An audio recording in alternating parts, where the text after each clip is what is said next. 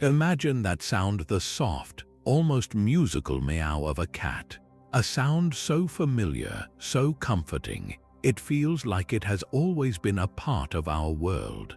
Now, let that gentle sound slowly transform, blending into the haunting notes of an ancient flute, the rhythmic beat of a drum from a time long lost. That simple, everyday noise is our gateway, a bridge across thousands of years, back to the sun-baked banks of the Nile River.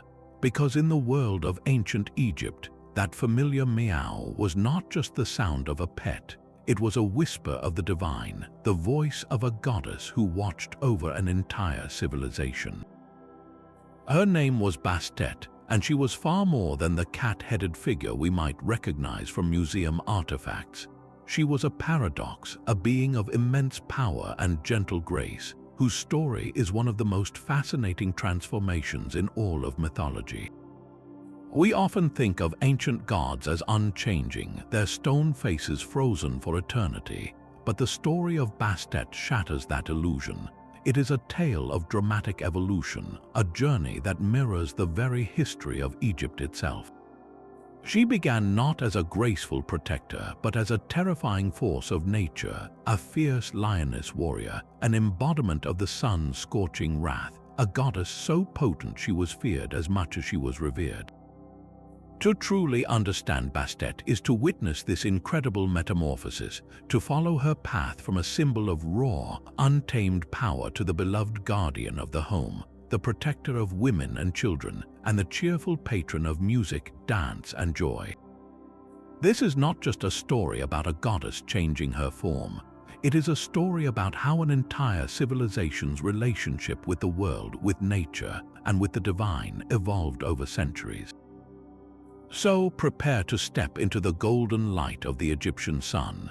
We are about to embark on a journey to uncover the many layers of Bastet's legacy, to explore how a deity of vengeance could also become the very heart of family life and celebration. We will see how the humble domestic cat, an animal that quietly moved into human homes, eventually ascended to represent a goddess, forever linking the everyday to the eternal. This is a story of duality, of how strength and tenderness can exist side by side, and how the legacy of this remarkable goddess continues to captivate us, offering a unique window into the soul of an ancient world that still has so much to teach us about reverence, protection, and the enduring power of transformation. To find the true beginnings of Bastet, we must travel back to the very foundations of Egyptian civilization, to a time when the gods were not yet the refined figures of temple art but powerful, often terrifying forces of nature. Her story starts not with a gentle cat but with the roar of a lioness. In these earliest records from the Second Dynasty around 2800 BCE, we encounter a goddess named Bast, and her name itself holds a profound clue to her original character. It translates to she of the ointment jar. Now, that might sound peaceful, even medicinal, but in the context of ancient Egypt, this was not about simple perfume. Ointments and oils were powerful substances. They were used for anointing, for protection, for ritual purification, and perhaps most significantly, for the embalming process. This connects Bast from the very beginning to concepts of preservation, healing, and a sacred power that could ward off decay and evil, a potent, formidable kind of magic.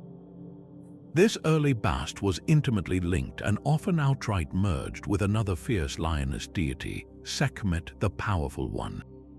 Sekhmet was the ultimate embodiment of the sun god Ra's vengeance, a goddess created to punish humanity for its rebellion.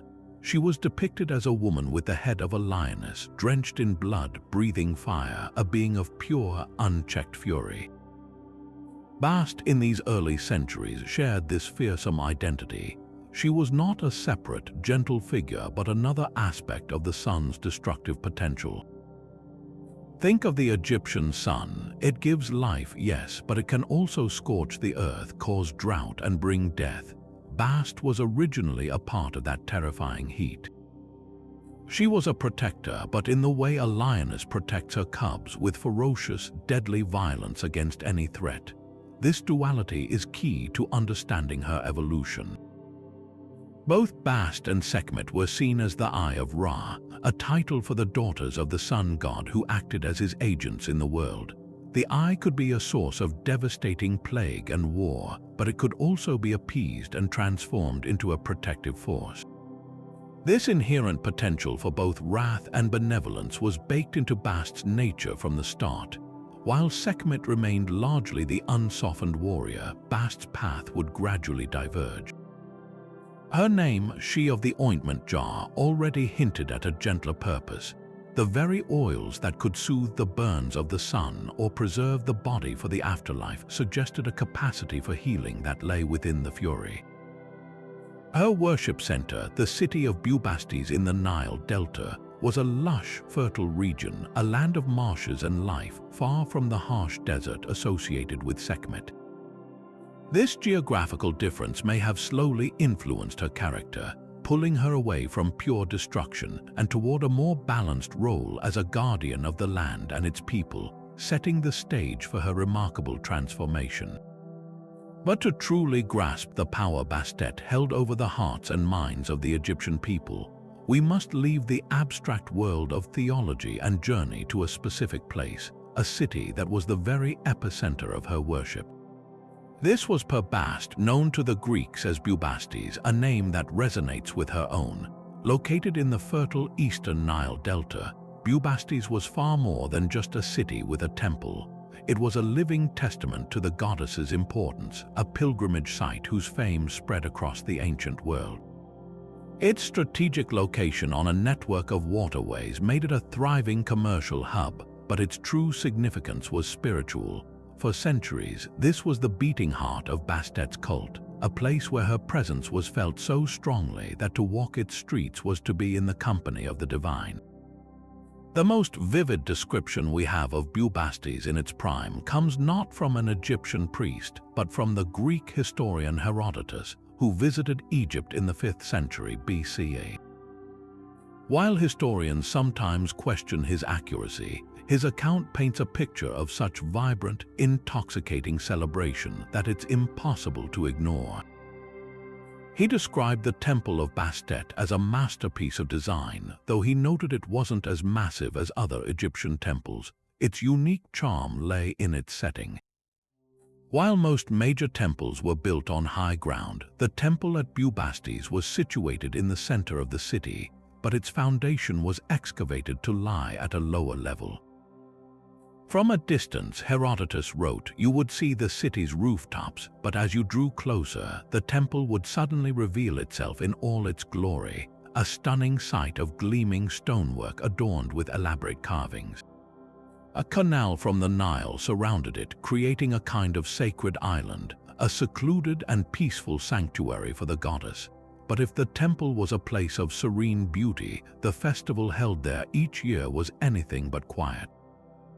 Herodotus claimed it was the most elaborate and enthusiastically attended festival in all of Egypt, drawing hundreds of thousands of pilgrims from every corner of the land. He describes a riverine procession of countless boats packed with men and women traveling together. As they sailed toward Bubastis, the air was filled with an incredible cacophony, not of chaos but of joyous celebration. The women clicked their castanets, men played flutes, and everyone else sang, clapped, and shouted. When their boat passed near a riverside town, they would steer close to the bank, and the women would shout playful, sometimes ribald, taunts to the local women, while others danced with an abandon that was shocking to the more reserved Greeks. This was not a somber, fearful religious observance. It was a massive, joyful party. Upon arriving in Bubastis, the celebration reached its peak. The pilgrims would offer sacrifices to the goddess, and then a grand feast would commence. The amount of wine consumed during this festival, according to Herodotus, was staggering. This unrestrained joy tells us something profound about Bastet's nature by this time. She was not a goddess who demanded quiet contemplation or fearful submission. She was a deity of life, of music, of community, and of pure, unadulterated happiness. Her festival was a sanctioned release from the hardships of daily life, a time when social norms could be relaxed and the community could bond through shared exuberance. It was a celebration of fertility, of the renewal of life, and of the protection Bastet offered. The very atmosphere of Bubastis during this festival cemented her identity as a benevolent, approachable, and beloved figure. The city itself, with its streets filled with music and laughter, became an extension of her temple, a sacred space where the divine and the human realms joyfully intersected. This dramatic shift in her worship at Bubastis directly reflects the most visible aspect of her evolution, the profound transformation of her very image. The journey from the terrifying lioness to the graceful domestic cat is one of the most remarkable makeovers in mythology, and it was not a sudden decision but a slow, cultural metamorphosis driven by the changing realities of Egyptian life. For centuries, the lioness remained her primary form, a symbol of royal authority and raw defensive power. But around 1000 BCE, during the Third Intermediate Period, we begin to see a subtle yet decisive change in her artistic depictions.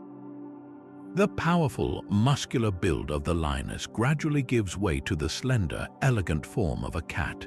This was far more than an aesthetic choice. It was a profound theological statement about the evolving needs and values of society. The catalyst for this change can be traced to a period of increasing stability and prosperity, particularly in the Nile Delta region where her cult was strongest. As the constant threats of invasion and internal conflict lessened, the primary focus of divine protection began to shift from the battlefield to the household. The home became the new frontier of security, and with it came a new set of dangers. Ancient Egyptian homes were vulnerable to a silent, creeping threat that could decimate a family's food supply and bring disease, rodents. The arrival of the domestic cat, originally valued for its incredible skill as a predator of snakes, rats, and mice, provided a natural, elegant solution. These animals were not just useful, they were vital protectors of the grain stores that meant the difference between life and starvation. By embodying her spirit in the form of a cat, Bastet became the divine expression of this everyday, life-saving protection. She was no longer just a warrior against human enemies. She was the guardian against the invisible, domestic threats that could undermine a family's well-being. This new role resonated deeply with the people, especially women. Bastet increasingly became the patroness of the home, of childbirth, and of fertility. The behavior of the cat itself reinforced this connection. Cats are known for their nurturing nature toward their kittens, their fierce protectiveness, and their clean, fastidious habits, qualities highly admired in a domestic setting. A mother cat's devotion to her young made her a perfect symbol for a goddess who safeguarded women during the dangerous process of childbirth and watched over children as they grew. Furthermore, the cat's playful, affectionate, and sometimes fiercely independent spirit mirrored the duality that had always been part of Bastet's character. She could be gentle and loving, but cross her or threaten those under her care, and the sharp claws would come out, a reminder that the lioness's fury was still there, tempered but not forgotten, a latent power ready to defend the sanctity of the home. Politically, this transformation was also reinforced by the rising prominence of her cult center, Bubastis. When the Libyan-descended rulers of the 22nd dynasty made the city their capital, they actively promoted Bastet as a national deity, but they emphasized her benevolent, feline aspect.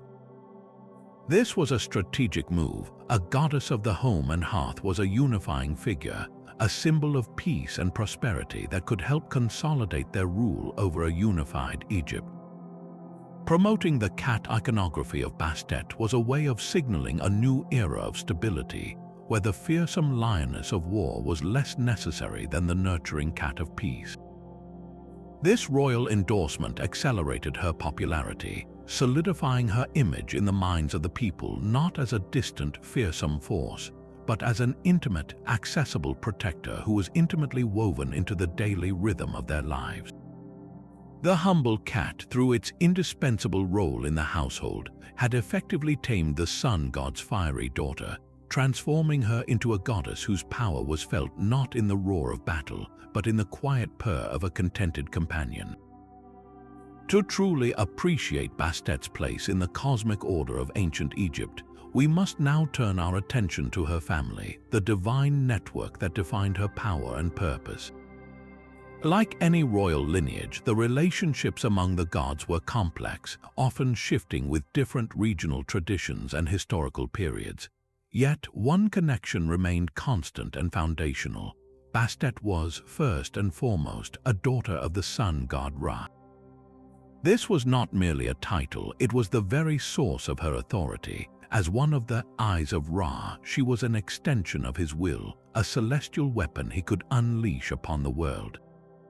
Imagine the sun itself, that life-giving force in the sky. Its light nurtures crops, but its intense heat can also create deserts. Bastet embodied this dual potential, serving as both a nurturing ray and a punishing flame, acting on behalf of her mighty father. Her parentage, however, is sometimes presented with another layer of complexity.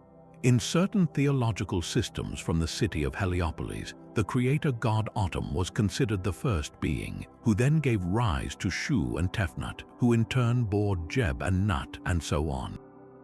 In some versions, Ra is seen as a manifestation of Autumn, especially in his aspect as the setting sun. This occasionally leads to Bastet being described as a daughter of Autumn, which doesn't contradict her link to Ra but rather enriches it, grounding her power in the very act of creation itself. She isn't just the daughter of the sun in the sky, she is a child of the primordial force that brought the universe into existence. This connection to Autumn reinforces her role in maintaining Mat, the fundamental order of truth and balance, as she protects the creation her father began. Beyond her identity as a daughter, Bastet's relationships expand into the role of a consort and mother, further illustrating her importance in the divine cycle of life and protection. Her most significant partner was often considered to be Ptah, the great craftsman god of Memphis, the patron deity of architects and artisans. This union between the protector of the home and the builder of cities and temples was a powerful symbolic marriage, linking the domestic sphere with the foundations of civilization itself. From this partnership was born a son who perfectly encapsulated his mother's original, fiercer nature, Mars, the lion god, his name meaning he who is true beside her. Mars was a deity of war, storms, and protection, often depicted as a man with the head of a lion wielding a great knife. He was like a living echo of Bastet's own lioness past, a divine enforcer who carried out her will with ferocious intensity. In a beautiful twist of mythological symbolism, the gentle cat goddess was mother to a powerful lion, demonstrating that her capacity for violence was not lost but delegated, contained within the family unit as a force to be summoned when needed. This family dynamic reveals the elegant logic of Egyptian mythology. Bastet's evolution from a lioness to a cat did not mean she abandoned her power. Instead, she integrated it into a broader divine system. By becoming the mother of Mars, she could embody the nurturing, protective cat, while her son personified the raw, aggressive strength required to defend her domain. It allowed her to maintain a balanced identity, embracing the gentle aspects of protection without denying the sometimes harsh realities of maintaining order. Her family tree, therefore, is not just a list of names but a narrative device that explains how a goddess could encompass such contrasting qualities, how the deity who presided over joyful festivals could also command the respect once reserved for a battlefield warrior. Through her relationships, Bastet becomes a complete figure, her character woven from the threads of creation, solar power, craftsmanship, and the enduring, fierce love of a mother. This deep reverence for the feline form was not merely a theological abstraction. It was rooted in the daily lived experience of every Egyptian, from the pharaoh in his palace to the farmer in his field. To understand why the cat became the perfect vessel for Bastet's spirit, we need to look at the animal itself through ancient Egyptian eyes, appreciating its unique blend of practical utility and seemingly supernatural grace. The domestic cat, or Felis sylvestris catus, arrived in Egypt not as a deity but as a working partner. Its initial value was intensely practical. The fertile Nile Valley, with its massive state granaries and humble household storage pits, was a paradise for rodents. Rats and mice threatened the very foundation of civilization, the food supply. A single infestation could wipe out a family's harvest, leading to starvation. The cat, with its unparalleled skill as a predator, was a silent, efficient guardian against this existential threat. It wasn't just rodents. Cats also hunted venomous snakes like cobras and vipers, deadly scorpions, and other pests that posed a constant danger to human life. In a very real sense, every cat was a protector of the home, a defender of health, and a guarantor of economic stability. This indispensable service earned the animal a place of honor and gratitude long before it was associated with a major goddess. Beyond its utility, the cat's inherent nature mirrored the Egyptians' core understanding of the divine. The gods were beings of balance, embodying complementary forces, and the cat was a perfect living symbol of this duality. On one hand, the cat displayed qualities the Egyptians associated with motherhood, protection, and domestic tranquility. A mother cat is famously devoted, nurturing her kittens with gentle care and defending them with fearless ferocity. This made the cat a natural symbol for the protection of children and the sanctity of the family unit, attributes that aligned perfectly with Bastet's later role. Furthermore, the cat's fastidious cleanliness, its habit of washing itself meticulously, resonated with the Egyptian emphasis on ritual purity. In a land where cleanliness was next to godliness, linked to spiritual and physical health, the cat's self-purification was seen as a sacred act. Yet, coexisting with this gentle, domestic side was a latent, deadly power. The same animal that could curl peacefully on a lap could, in an instant, transform into a lightning-fast hunter. Its movements were a study in controlled potential, a silent stalk, a sudden pounce, and the efficient dispatch of its prey. This graceful lethality was a powerful echo of the very duality found in Bastet herself and in other lioness deities like Sekhmet. It demonstrated that true protection was not passive. It required the capacity for swift, decisive violence when necessary. The cat was both a comforting presence in the home and a miniature embodiment of the wild, untamed power of nature. It was this harmonious balance of opposites, gentleness and ferocity, independence and loyalty, domesticity and wildness, that made the cat such a profound theological symbol. It was a creature that comfortably straddled the boundary between the human world and the natural, even the divine world. This sacred status was enforced by society with extraordinary severity. The consequences for harming a cat, even accidentally, were draconian.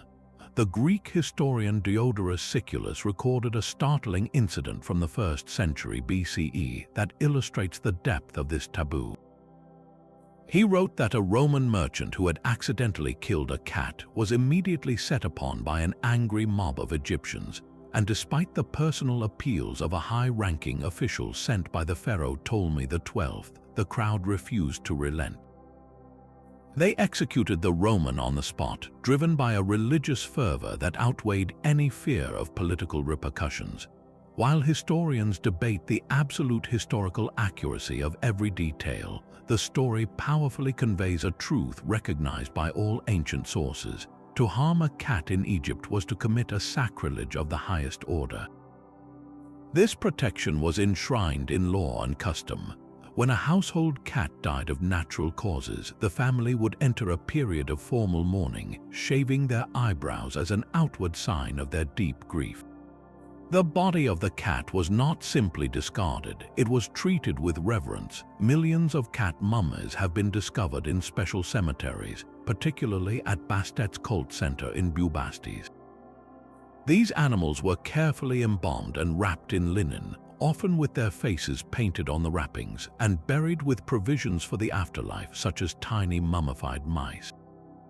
This practice was not just about sentimental attachment, it was a religious act. By mummifying a cat, the Egyptians were ensuring its continued existence in the next world, where it could continue to serve and please the goddess Bastet.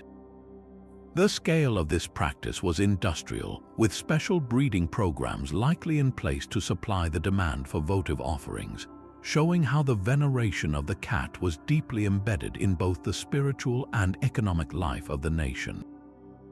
The cat was more than a pet, it was a divine agent, and its well-being was inextricably linked to the favor of the gods and the stability of the cosmos itself.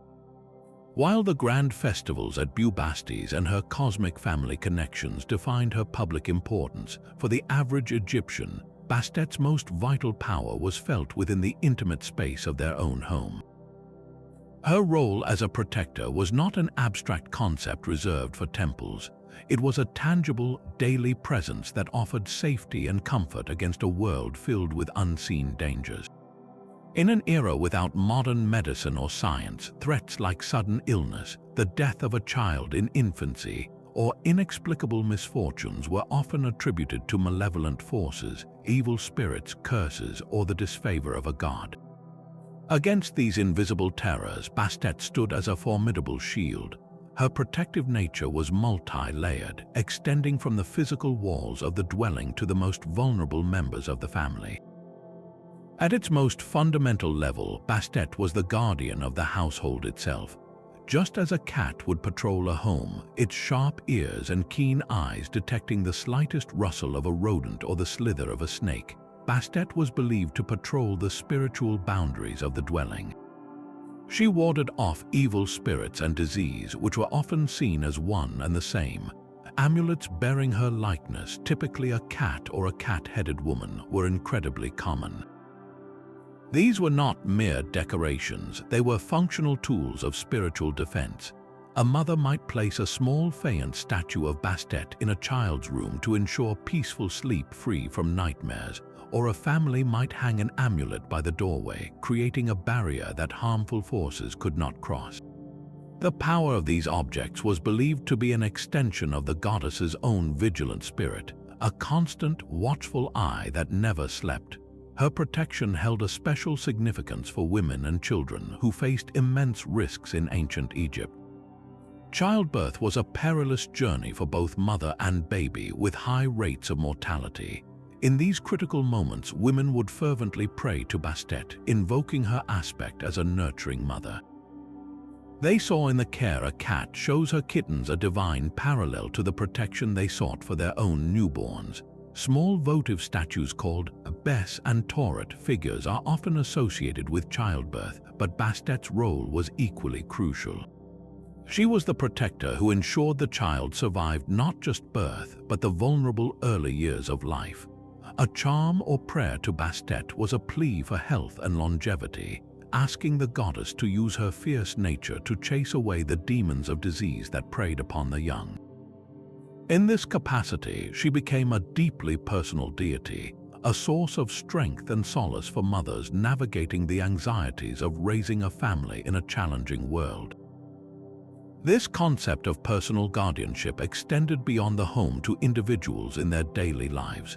Just as we might carry a lucky charm or wear a symbolic piece of jewelry today, an Egyptian might carry a scarab ring or an amulet of Bastet.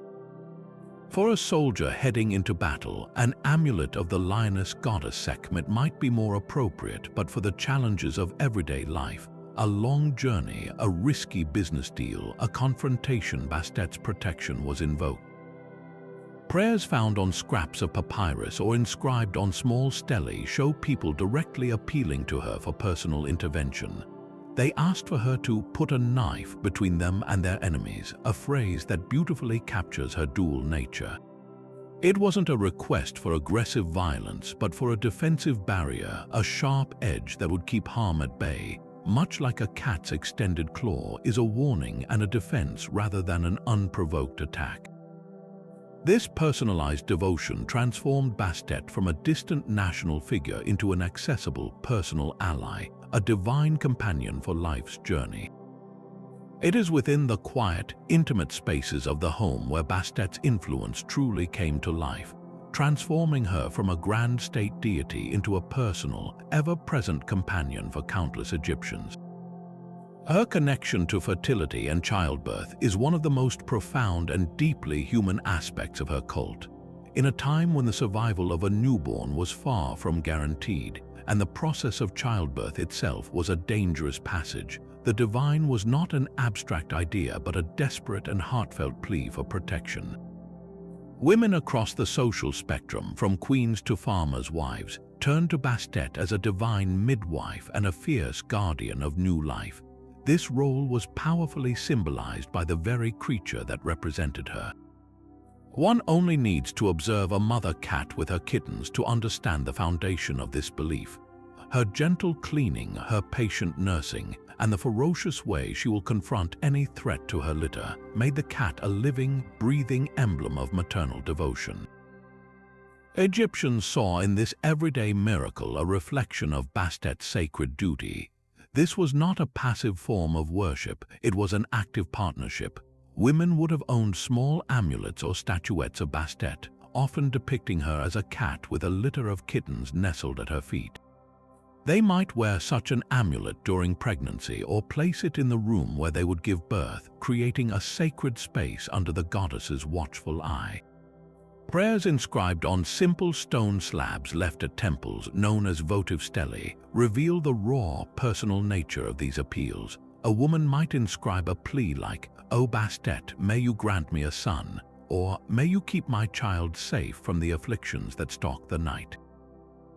These were not formal, temple-sanctioned prayers, but the private, urgent words of individuals seeking solace and strength.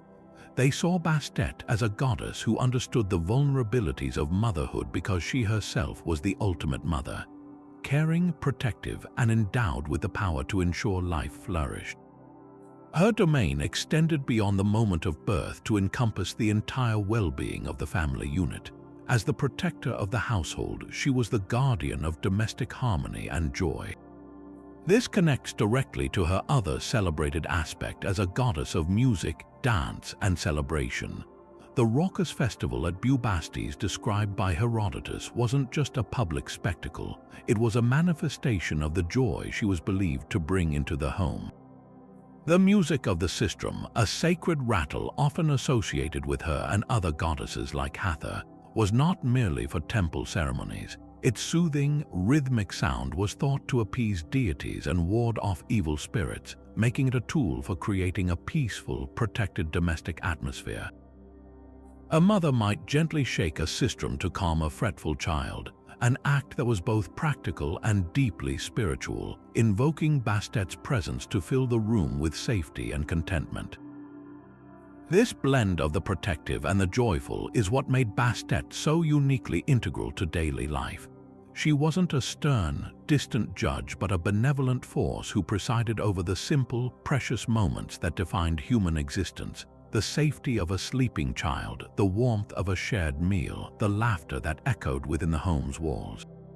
To have a cat reside in one's house was to have a living, breathing extension of the goddess herself, a creature whose purr was a hymn of contentment and whose vigilant nature was a constant shield. In this way, the divine was not sequestered in distant temples. It walked across the rooftops curled up by the fire and watched over the family with unblinking eyes. Bastet's power was in her accessibility. She was a goddess who knew the weight of a mother's worry and the value of a child's laughter, making her an enduring source of comfort and strength woven into the very fabric of Egyptian domestic life for millennia. The deep, personal connection Egyptians felt with Bastet found one of its most beautiful and audible expressions not just in prayer, but in music. To fully appreciate her role in daily life, we must listen to the sound that was believed to be most pleasing to her, the gentle, shimmering rustle of the sistrum.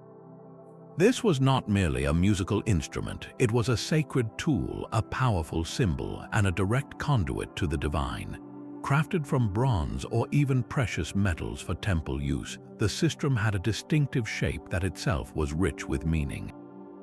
It typically consisted of a handle and a rounded, horseshoe-shaped frame, with crossbars fitted loosely through holes in the sides of the frame.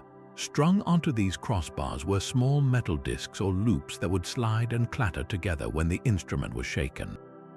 The sound it produced was unique, a soft, rhythmic, percussive jingle, more like a shimmering rustle of leaves or the gentle clatter of ancient coins than a loud, piercing noise. It was a sound designed not to overwhelm but to soothe and enchant. This enchanting sound was deeply intertwined with the act of worship, particularly of goddesses like Bastet and Hathor. When a priestess or a devotee shook the sistrum, they were doing far more than making music. They were performing a ritual act believed to have the power to appease a deity's anger, to drive away malevolent spirits, and to restore cosmic balance or mat. The chaotic, dissonant forces of evil and disorder, known as isfet, were thought to be repelled by harmonious sounds. The rhythmic, structured jingling of the sistrum was a sonic weapon against this chaos. Imagine a mother gently shaking a sistrum near her child's crib. The sound was a protective barrier, a lullaby that was also a spell, creating an aura of safety that evil could not penetrate. In the grand temples, the combined sound of many sistra being shaken during a ceremony would have created an ethereal atmosphere, a wave of sacred noise that purified the space and invited the goddess to descend and be present among her people. The instrument's physical form was also a miniature model of the universe packed with symbolic meaning. The handle often featured a carving of Bastet's face, sometimes with the delicate features of a cat, affirming her as the mistress of this sacred sound. The arched frame was sometimes interpreted as representing the vault of the heavens, while the crossbars symbolized the pillars that held up the sky. The moving discs on the wires were not just noisemakers, they were thought to represent the chaotic, ever-moving forces of nature that the goddess, through her power, could organize into a harmonious whole. Every shake of the sistrum was thus a reenactment of creation itself, imposing divine order onto primal chaos. This made it an instrument of immense spiritual power, a device that could literally reshape the spiritual environment. For the average person, especially women who were the primary devotees of Bastet in the home, the sistrum was an accessible link to the divine. While grand ceremonies took place in temples, smaller, simpler versions of the instrument would have been used in household shrines.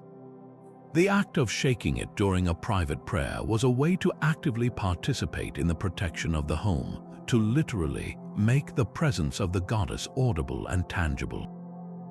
This connects beautifully to Bastet's association with joy and celebration. The sound of the sistrum was inherently cheerful, an invitation to dance and be happy, reinforcing her role as a goddess who cherished life's pleasures.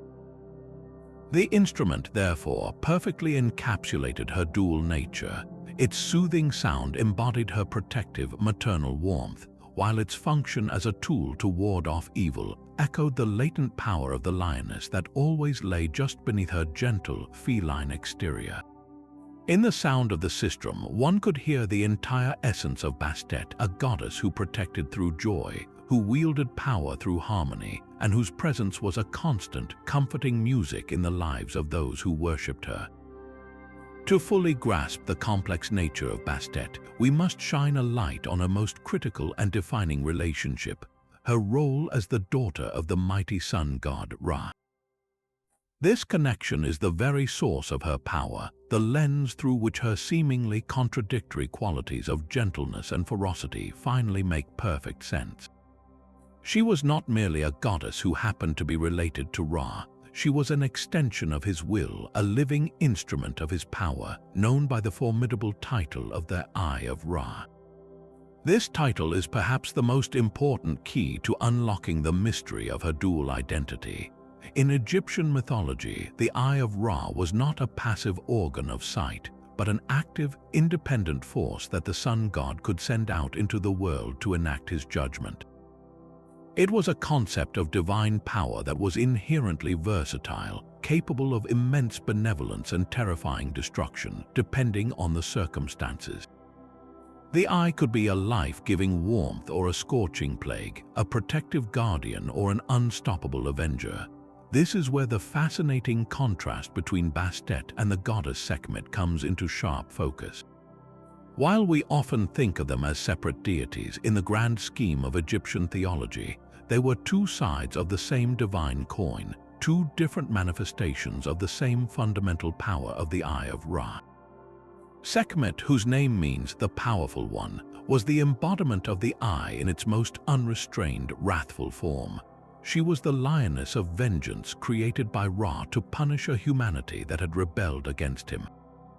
Ancient texts describe her wading through battlefields, her breath a feverish plague, her claws drenched in the blood of her father's enemies.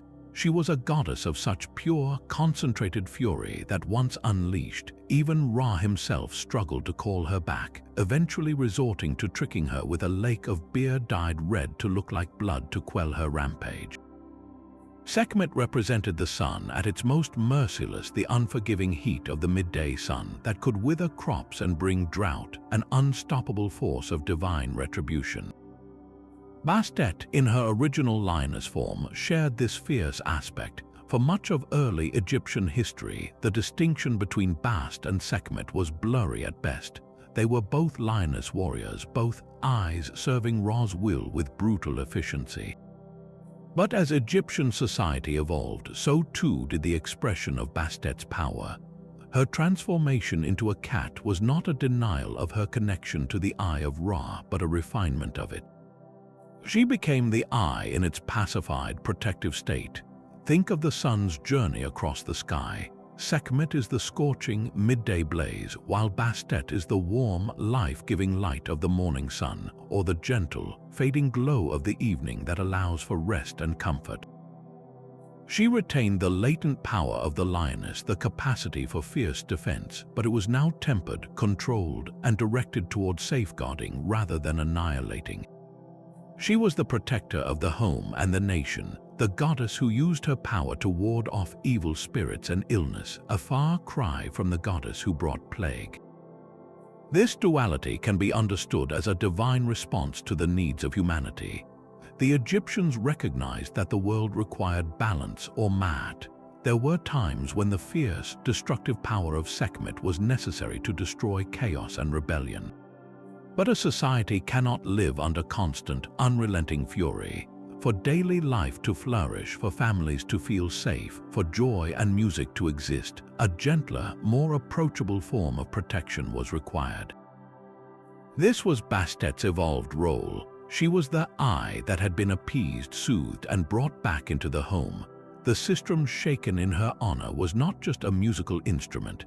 It was the very sound of pacification, the harmonious rhythm that calmed the wrathful nature of the sun's power and transformed it into a benevolent force. So, when we see Bastet as a cat, we are not looking at a different goddess from the lioness Sekhmet. We are witnessing the same divine power in a different mood, the same sunbeam, but now filtered through a window to warm a child rather than through a desert storm to burn an enemy. Her complex relationship with Ra illustrates a profound truth in Egyptian thought. That true power lies not in unchecked fury, but in the wise and balanced application of strength, a lesson embodied by the goddess who could be both a comforting purr and a defensive roar. Now we come to one of the most dramatic and revealing stories in all of Egyptian mythology, a tale that perfectly illustrates the dangerous power contained within the Eye of Ra and how that very same force resided within Bastet. This is the myth of the destruction of humanity, a story that begins with a weary, aging sun god and ends with a river of blood. In the earliest days of Ra's rule, humanity lived under his direct guidance. But as the centuries turned into millennia, Ra grew old. His bones turned to silver, his flesh to gold, and his hair to the purest lapis lazuli. While he remained divine, he also became frail, and the humans who had once revered him began to murmur against him. They saw his age as a sign of weakness and started to plot rebellion, believing they could overthrow the very God who had created them. Their whispers of dissent reached Ra's throne, and a profound anger stirred within the heart of the sun. He would not tolerate this insolence. He would show them the true cost of their rebellion. So Ra summoned a council of the gods. Before the great assembly, which included the primordial forces like Nun and the wise counselors, Ra laid out the crimes of humanity. He asked for their judgment on how to respond to this betrayal. The gods were unanimous in their verdict. The rebellion must be crushed, and the traitors must be punished without mercy. But who would carry out this terrible sentence? The task required a power of unimaginable ferocity, a force that could be unleashed and would feel no pity. Ra knew there was only one entity equal to the task. He called forth his daughter, the Eye of Ra, and commanded her to go down to the earth and punish the ungrateful humans. In this moment, the Eye took on its most terrifying form, the lioness-goddess Sekhmet. Her name means the powerful one, and as she descended, she became the embodiment of divine wrath. She was not merely a symbol of anger, she was anger itself, given flesh, claw, and tooth. What followed was a slaughter of epic proportions. Sekhmet rampaged across the land, her roar shaking the very foundations of the mountains. She did not simply kill, she reveled in the destruction. With each swipe of her paw, she decimated entire villages. Her fury was so immense that the heat of her breath spread plague and pestilence. The deserts ran red, not with the setting sun, but with the blood of humanity. The very river Nile was said to have been stained crimson. At first, Ra watched with satisfaction. His authority was being restored, but as the carnage continued, a dreadful realization dawned upon him. Sekhmet's bloodlust was insatiable. She was created for destruction, and she could not stop. The punishment had become a genocide. The goddess was lost in a frenzy, and she threatened to wipe out all of humanity, leaving no one left to worship the gods. The very creation Ra had nurtured was on the brink of being erased by the very weapon he had unleashed. Panic spread among the gods. What had been justice was now turning into a cosmic catastrophe. Ra, filled with a sudden and desperate pity, knew he had to stop his daughter before she completed her grim work. But how do you stop a force of nature?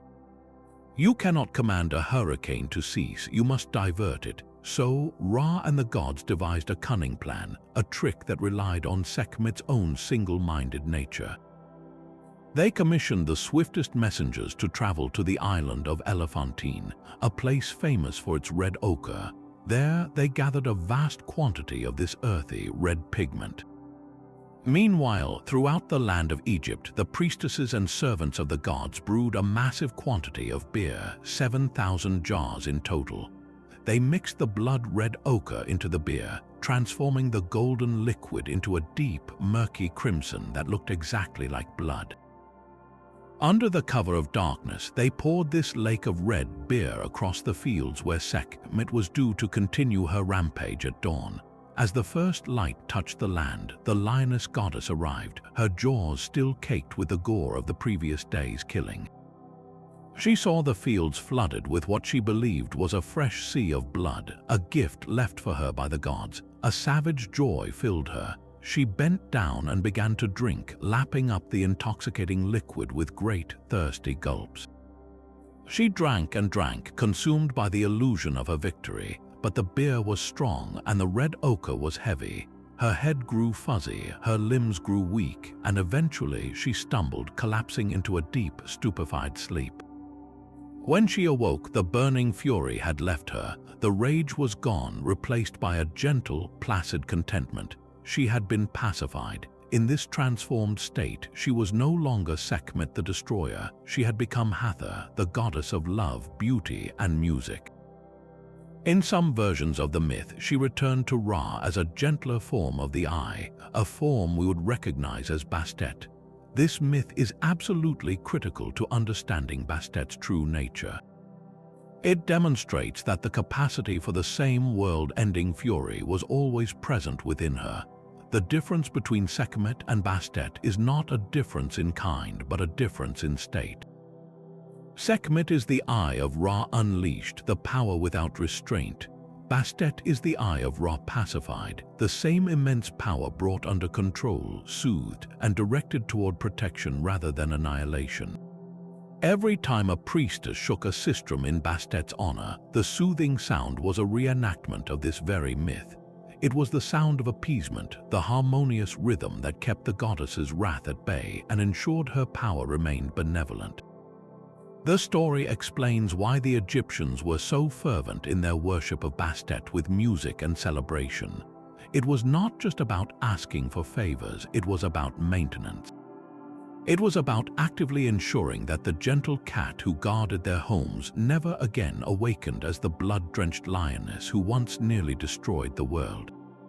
Their devotion was a continuous act of cosmic balance, a daily effort to keep the divine rage asleep and their protector content. This dynamic between Bastet and Sekhmet offers one of the clearest windows into the ancient Egyptian mind, revealing a sophisticated understanding that true power is not the absence of fury, but the mastery of it. They were not seen as rival goddesses, but as complementary expressions of the same fundamental force, the protective wrath of the sun. The key to their relationship lies in the concept of application. Sekhmet represented raw, unleashed power, a necessary tool for confronting existential threats. Her fury was a wildfire, cleansing the land of rebellion or plague, but indiscriminate in its path. She was the embodiment of punishment, a divine scalpel used when the entire body of Egypt was sick with chaos. In times of war or great pestilence, it was Sekhmet the priests would invoke, seeking her terrifying power to drive back the enemies of Maat, the cosmic order. Bastet, in her evolved form, represented that very same power, but refined, focused, and domesticated. Her fury was not a wildfire but a controlled burn, a weapon kept in reserve and used with precision. She was the protector of the specific and the intimate, the home, the family, the individual. Where Sekhmet's domain was the battlefield and the sweeping plague, Bastet's domain was the household and the personal affliction. An Egyptian would not pray to Sekhmet to safeguard a newborn child from illness. That was Bastet's role. They understood that the gentle cat could extend her claws when a direct threat approached the threshold, just as a mother cat becomes a whirlwind of violence to defend her kittens. This was controlled fury, applied exactly where and when it was needed, and then sheathed again. It was the difference between a nation mobilizing its entire army for a war and a city guard apprehending a single thief.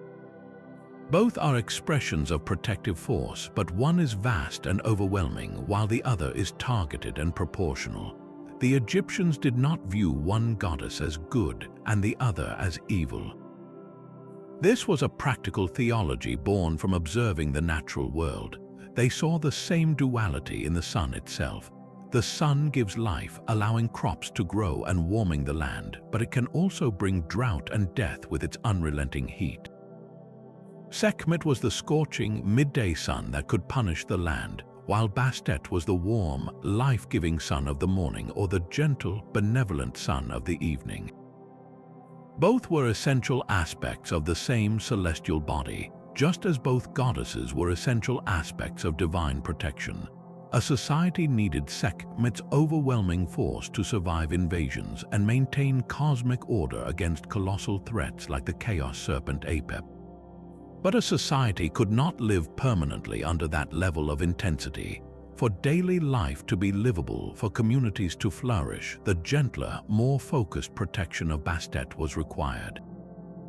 She made the power of the divine accessible and manageable for ordinary people.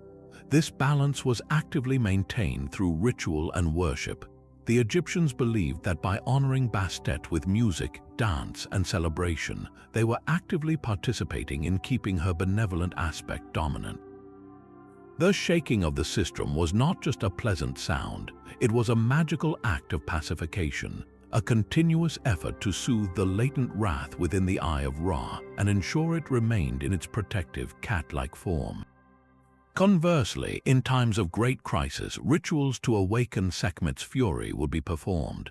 This was a delicate and dangerous practice akin to waking a sleeping giant, and it was always followed by rituals to appease her once the threat had passed, to gently guide her back into her placid state. The myth of the near destruction of humanity served as a permanent cautionary tale, reminding them of the catastrophic consequences of allowing this divine power to operate without restraint.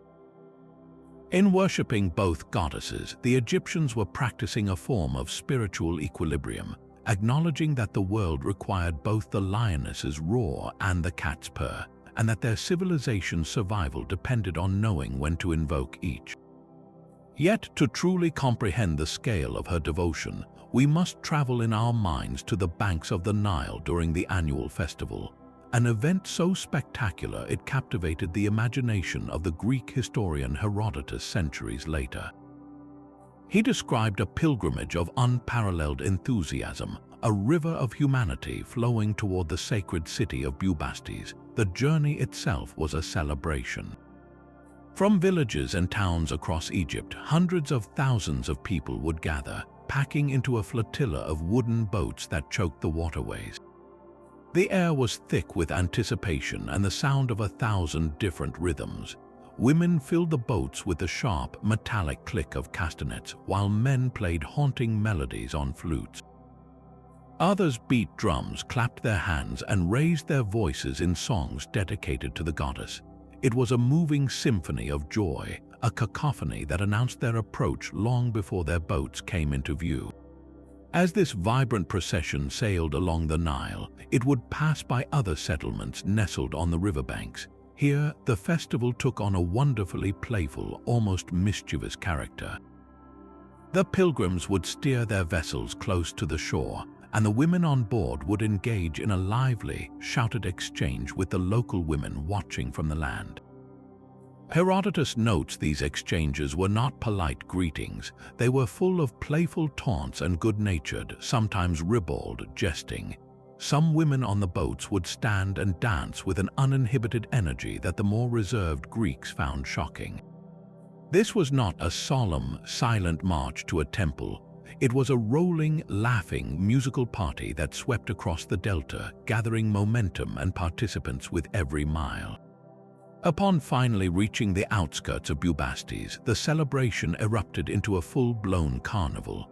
The city, already beautiful with its low-lying temples surrounded by water, became a throbbing heart of merriment.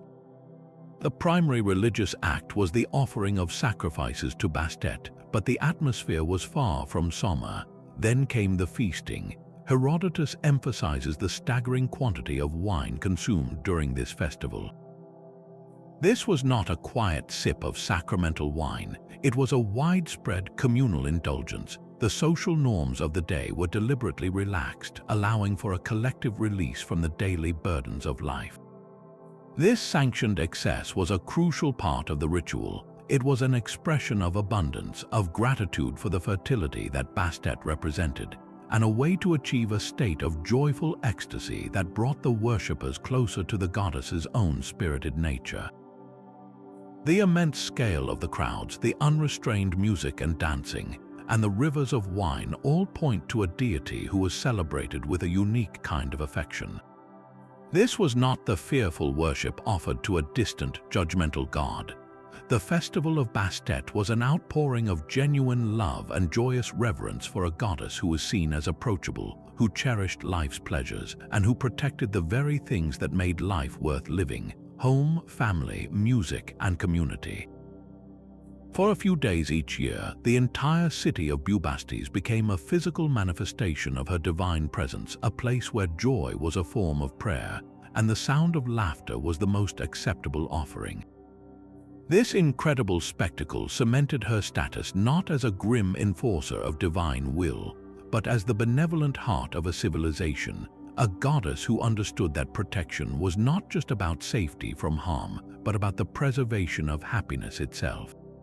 The vibrant echoes of festival music and joyous crowds described by Herodotus are one thing, but what happens when we actually dig into the earth at Bubastis? Do the stones and artifacts confirm the ancient historian's vivid account?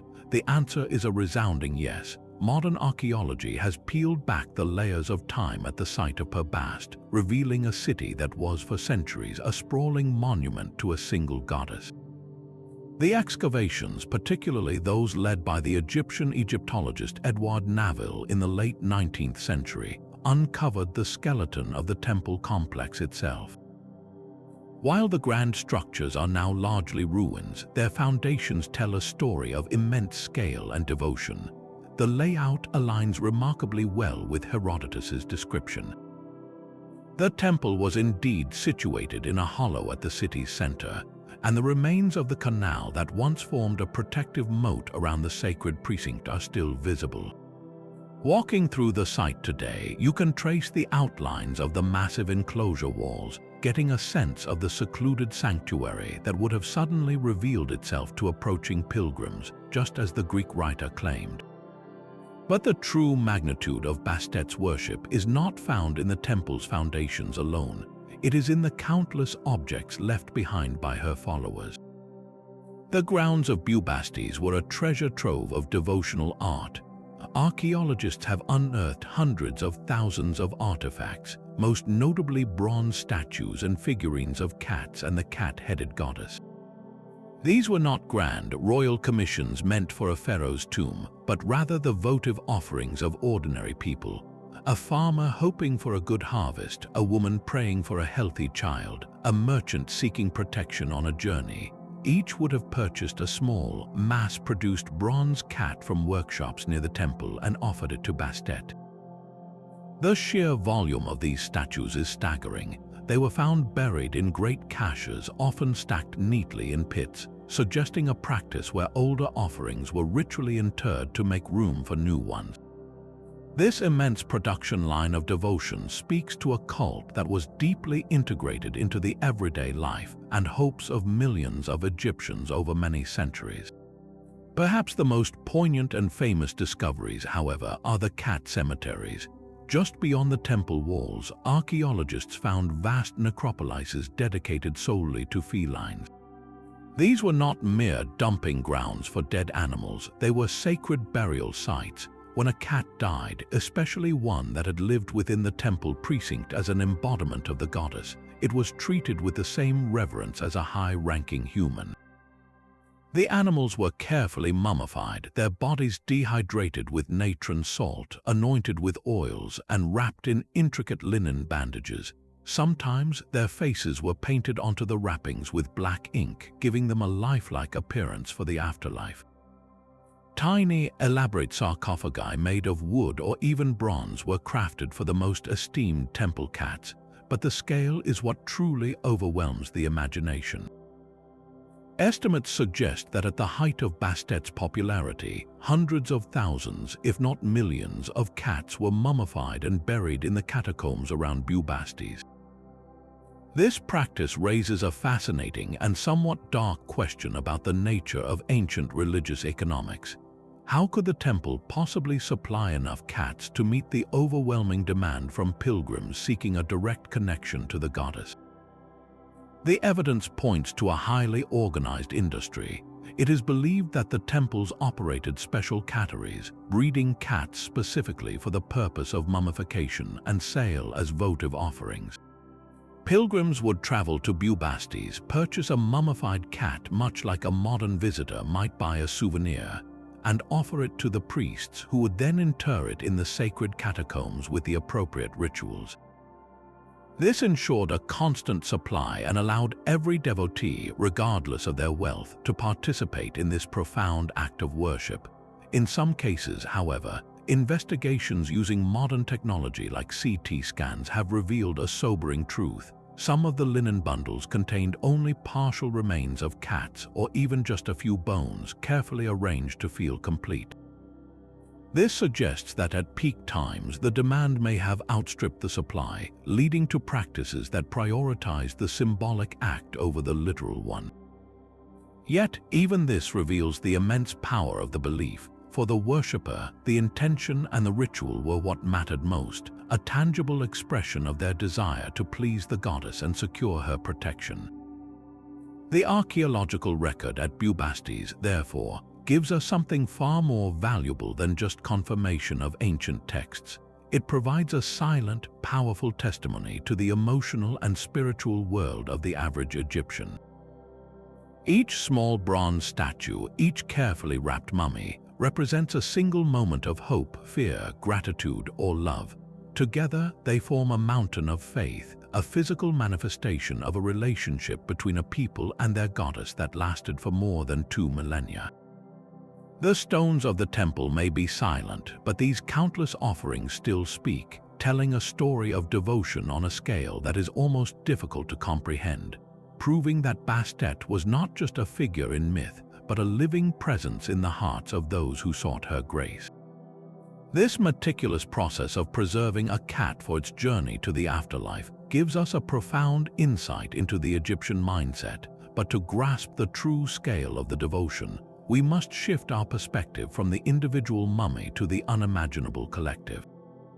The discovery of the cat necropolises is where archaeology truly illuminates the staggering extent of Bastet's cult.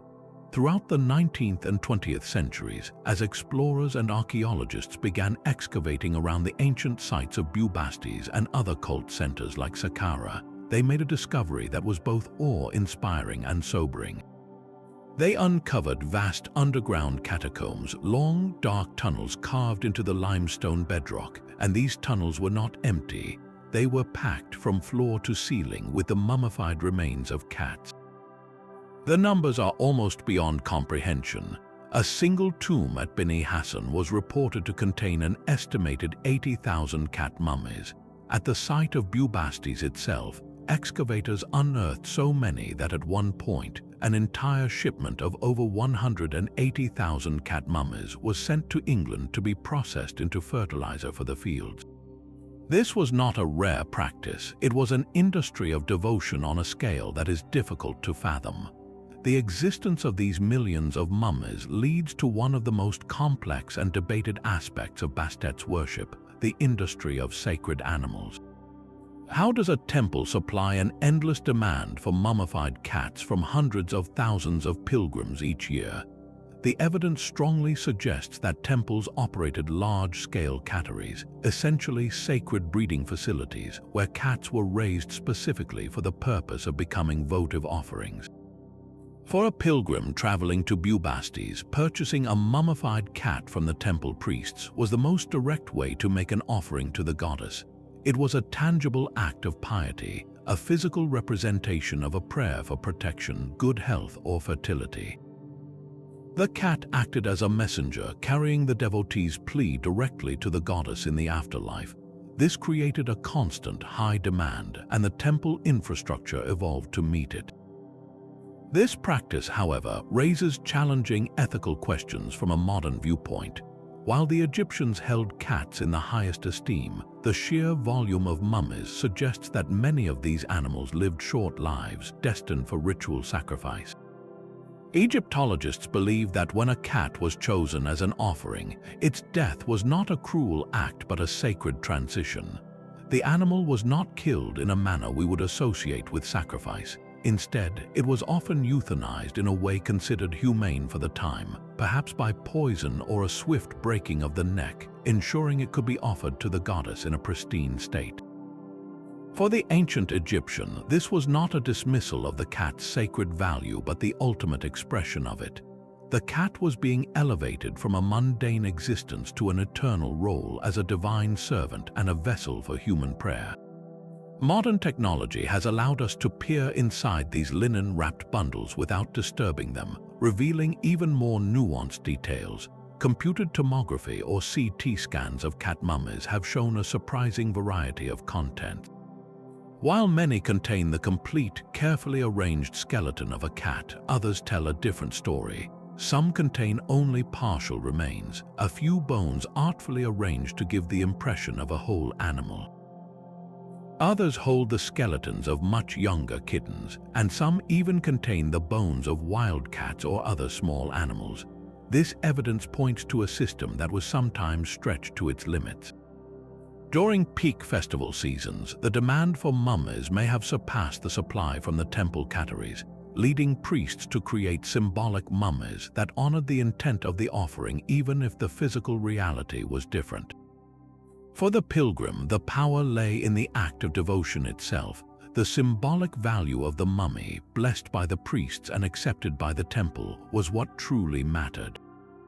It was the faith behind the offering that held the power, not the forensic completeness of the contents.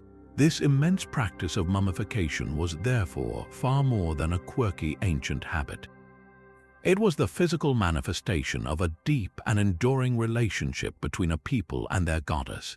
Each of those millions of mummies represented a single human hope, a moment of fear, a prayer for the future, or an expression of gratitude. Wrapping a cat in linen and anointing it with oils was an act of love and reverence, a way to touch the divine through a creature that embodied it. The cat necropolises stand as a silent, powerful testament to the fact that Bastet was not a remote, abstract deity, but a deeply personal and integral part of daily life. Her protection was sought not just in grand temples, but through these intimate, countless offerings, creating a mountain of faith that, even in its silence, speaks volumes about the human need for connection with the sacred. While her identity as the Eye of Ra defines her core power, Bastet's influence resonated throughout the entire Egyptian pantheon, weaving her into a complex web of divine relationships that further illuminate her multifaceted character. Beyond the fiery duality she shared with Sekhmet, she found a kindred spirit in the goddess Hathor. At first glance, Hathor might seem like a very different deity. She was the goddess of love, beauty, music, dance, and motherhood, often depicted as a cow or a woman with cow's ears, symbols of nurturing and maternal care. Yet, the ancient Egyptians saw a profound connection between the cat goddess and the cow goddess. Both were beloved deities who brought joy and protection into the lives of their worshippers. The sistrum, that sacred rattle whose sound was so pleasing to Bastet, was also one of Hathor's primary symbols. This shared instrument highlights their common domain over music, celebration, and the use of harmonious sound to ward off chaos and evil spirits. In many ways, Bastet embodied the more intimate, home-focused aspects of joy and protection, while Hathor represented these qualities on a grander, more cosmic scale. They were two expressions of the same benevolent, life-affirming force, one purring contentedly by the hearth, the other radiating love and beauty across the heavens. This connection to Hathor becomes even more significant when we recall the myth of the destruction of humanity. After Sekhmet was pacified by the red bear and fell into a deep, placid sleep, she awoke transformed. The blood-drenched lioness of vengeance had become, in that moment, the gentle and joyful Hathor. This mythological moment creates a divine continuum. Sekhmet is the unleashed, destructive form of the Eye of Ra. Bastet is the pacified, protective form, and Hathor represents the ultimate state of benevolent, creative joy that results from that pacification. It suggests that the Egyptians viewed these goddesses not as entirely separate entities, but as fluid aspects of divine feminine power that could shift and merge depending on the needs of the cosmos. A festival in honor of Bastet, with its music and dancing, would have naturally invoked the spirit of Hathor as well, celebrating the triumph of life and happiness over destruction and chaos. But the world of Egyptian gods was not solely defined by harmony. It was a perpetual battlefield between order, known as Maat, and the forces of chaos, or Isfet. Every deity who upheld Maat had a role to play in this eternal struggle, and Bastet was no exception. Her most formidable adversary was Apophis, or Apep, the great serpent of chaos who represented pure, undiluted nothingness. Each night, as the sun god Ra journeyed through the perilous Duat, the underworld, in his solar bark, Apophis would lie in wait. His goal was to devour the sun, to plunge the world into eternal darkness and unravel the very fabric of creation. The nightly voyage was a cosmic battle for existence itself, and every god and goddess had a part to play in defending the bark. while major deities like Set would spearhead the fight, hurling spears at the monstrous serpent. Bastet's role was equally vital. She was part of the divine crew, and her weapon was her voice. Along with other protective deities, she would unleash a terrifying roar, a sound so powerful it was believed to repel the serpent's chaotic influence. This might seem like a small part, but in Egyptian magical thought, sound and names held immense power. The roar of Bastet was not just a noise, it was a sonic weapon infused with the authority of Maat. It was the same power she used to ward off evil spirits from a household, but amplified to a cosmic scale. Her involvement in this daily battle underscores a crucial point. Bastet's protection was not limited to the domestic sphere. The safety of the home was intrinsically linked to the safety of the cosmos. If Apophis were to succeed and the sun failed to rise, no household amulet could protect a family from the ensuing eternal night.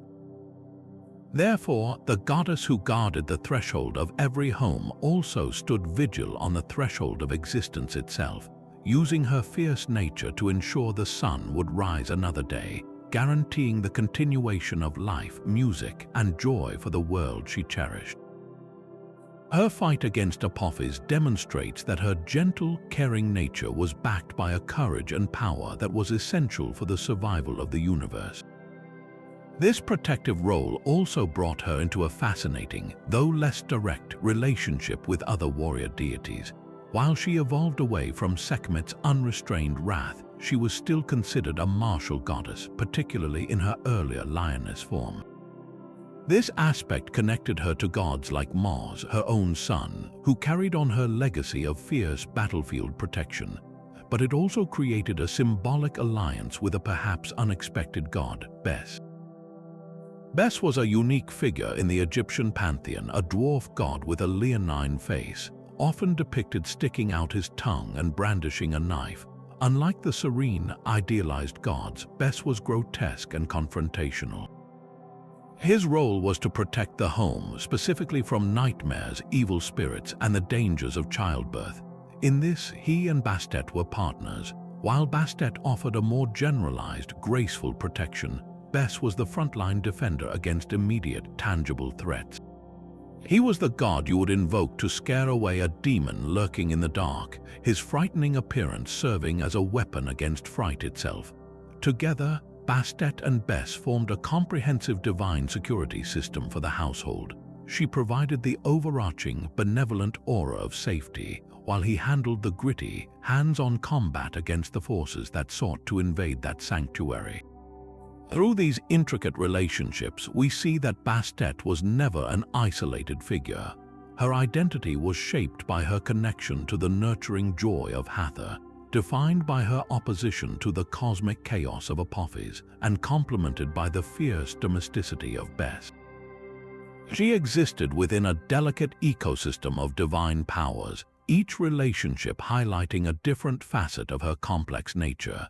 This web of connections shows the Egyptians' sophisticated understanding of the world, where protection required both gentle nurture and fierce defense, where cosmic order and domestic peace were two sides of the same coin. Bastet's ability to move seamlessly between these realms, from the joyful festival to the cosmic battlefield to the quiet nursery, is what made her such an enduring and beloved figure, a goddess whose power was as versatile as it was profound. Yet the protection Bastet offered was not a promise that ended at the threshold of death. For the ancient Egyptians, the journey of the soul was the most perilous voyage of all, and the goddess who guarded the home in life was also an essential guide and protector in the afterlife. Her role extended seamlessly from the sunlit world into the profound darkness of the Juwat, the Egyptian underworld. Just as a cat can see in the dark, navigating the night with an uncanny grace, Bastet was believed to possess the vision to guide the deceased through the shadowy, treacherous paths they had to travel.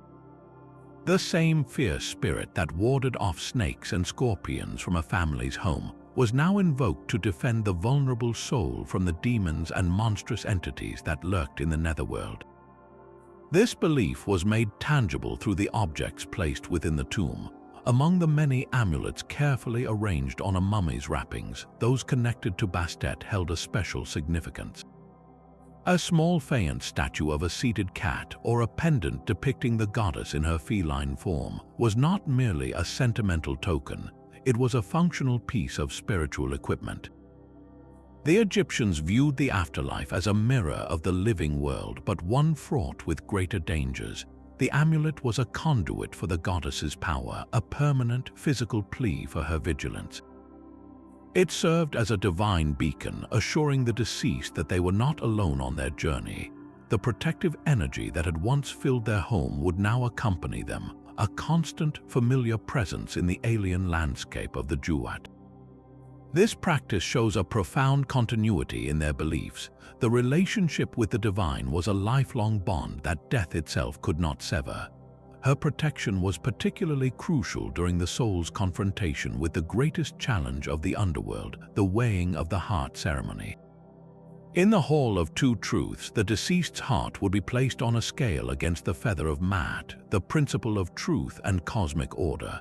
A balanced scale meant entry into the blissful field of reeds, while a heavy heart burdened by sin would be devoured by the monstrous demon Ammit, resulting in a second final death.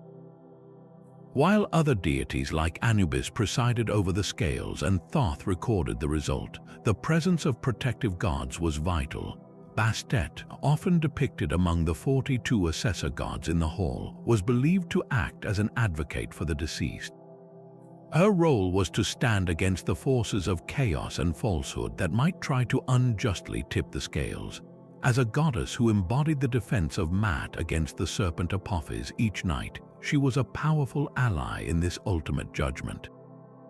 A prayer to Bastet inscribed on a tomb wall or a heart scarab was a request for her intercession, for her to use her formidable voice to speak on behalf of the deceased's character and ensure a fair hearing. This connection to the afterlife also intertwined with her identity as an Eye of Ra. The sun god's journey through the duat each night was the archetype for every soul's passage. Ra faced the same dangers, the same tests, and the same ultimate goal of rebirth at dawn. As one of his divine protectors on this voyage, Bastet had intimate knowledge of the route and its perils. By invoking her, the deceased was essentially asking to join the crew of the solar bark, to travel under the same divine escort that safeguarded the sun itself. This was the highest level of protection imaginable.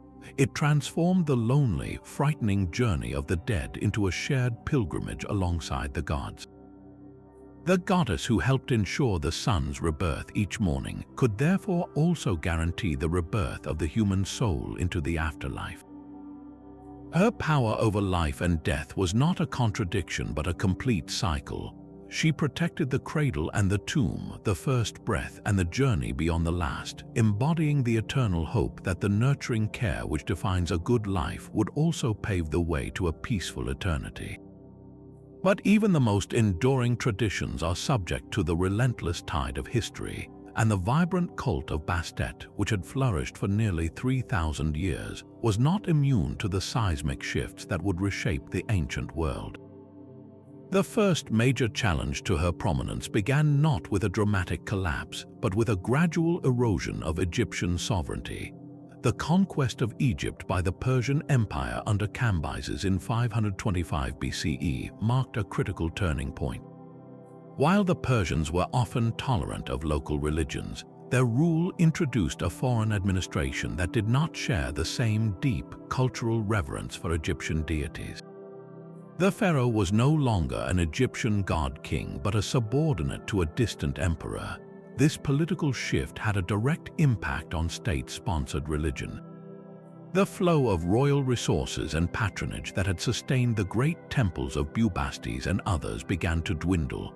The grand festivals, while they likely continued, may have lost some of their imperial splendor. More damagingly, the Persian conquest shattered the illusion of Egypt's invincibility and divine favor, planting seeds of doubt about the power of its traditional gods to protect the nation.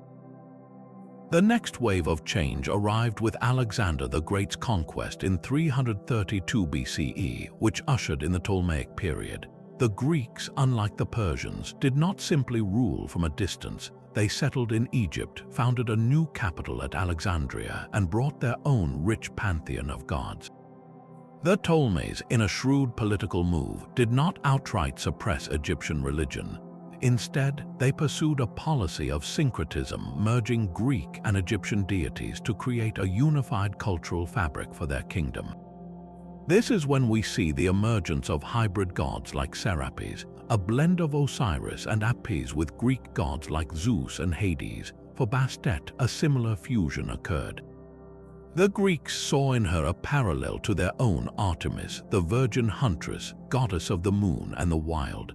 Bastet was increasingly identified as Bastet-Artemis, a conjunction that, while keeping her worship alive, began to dilute her unique Egyptian identity.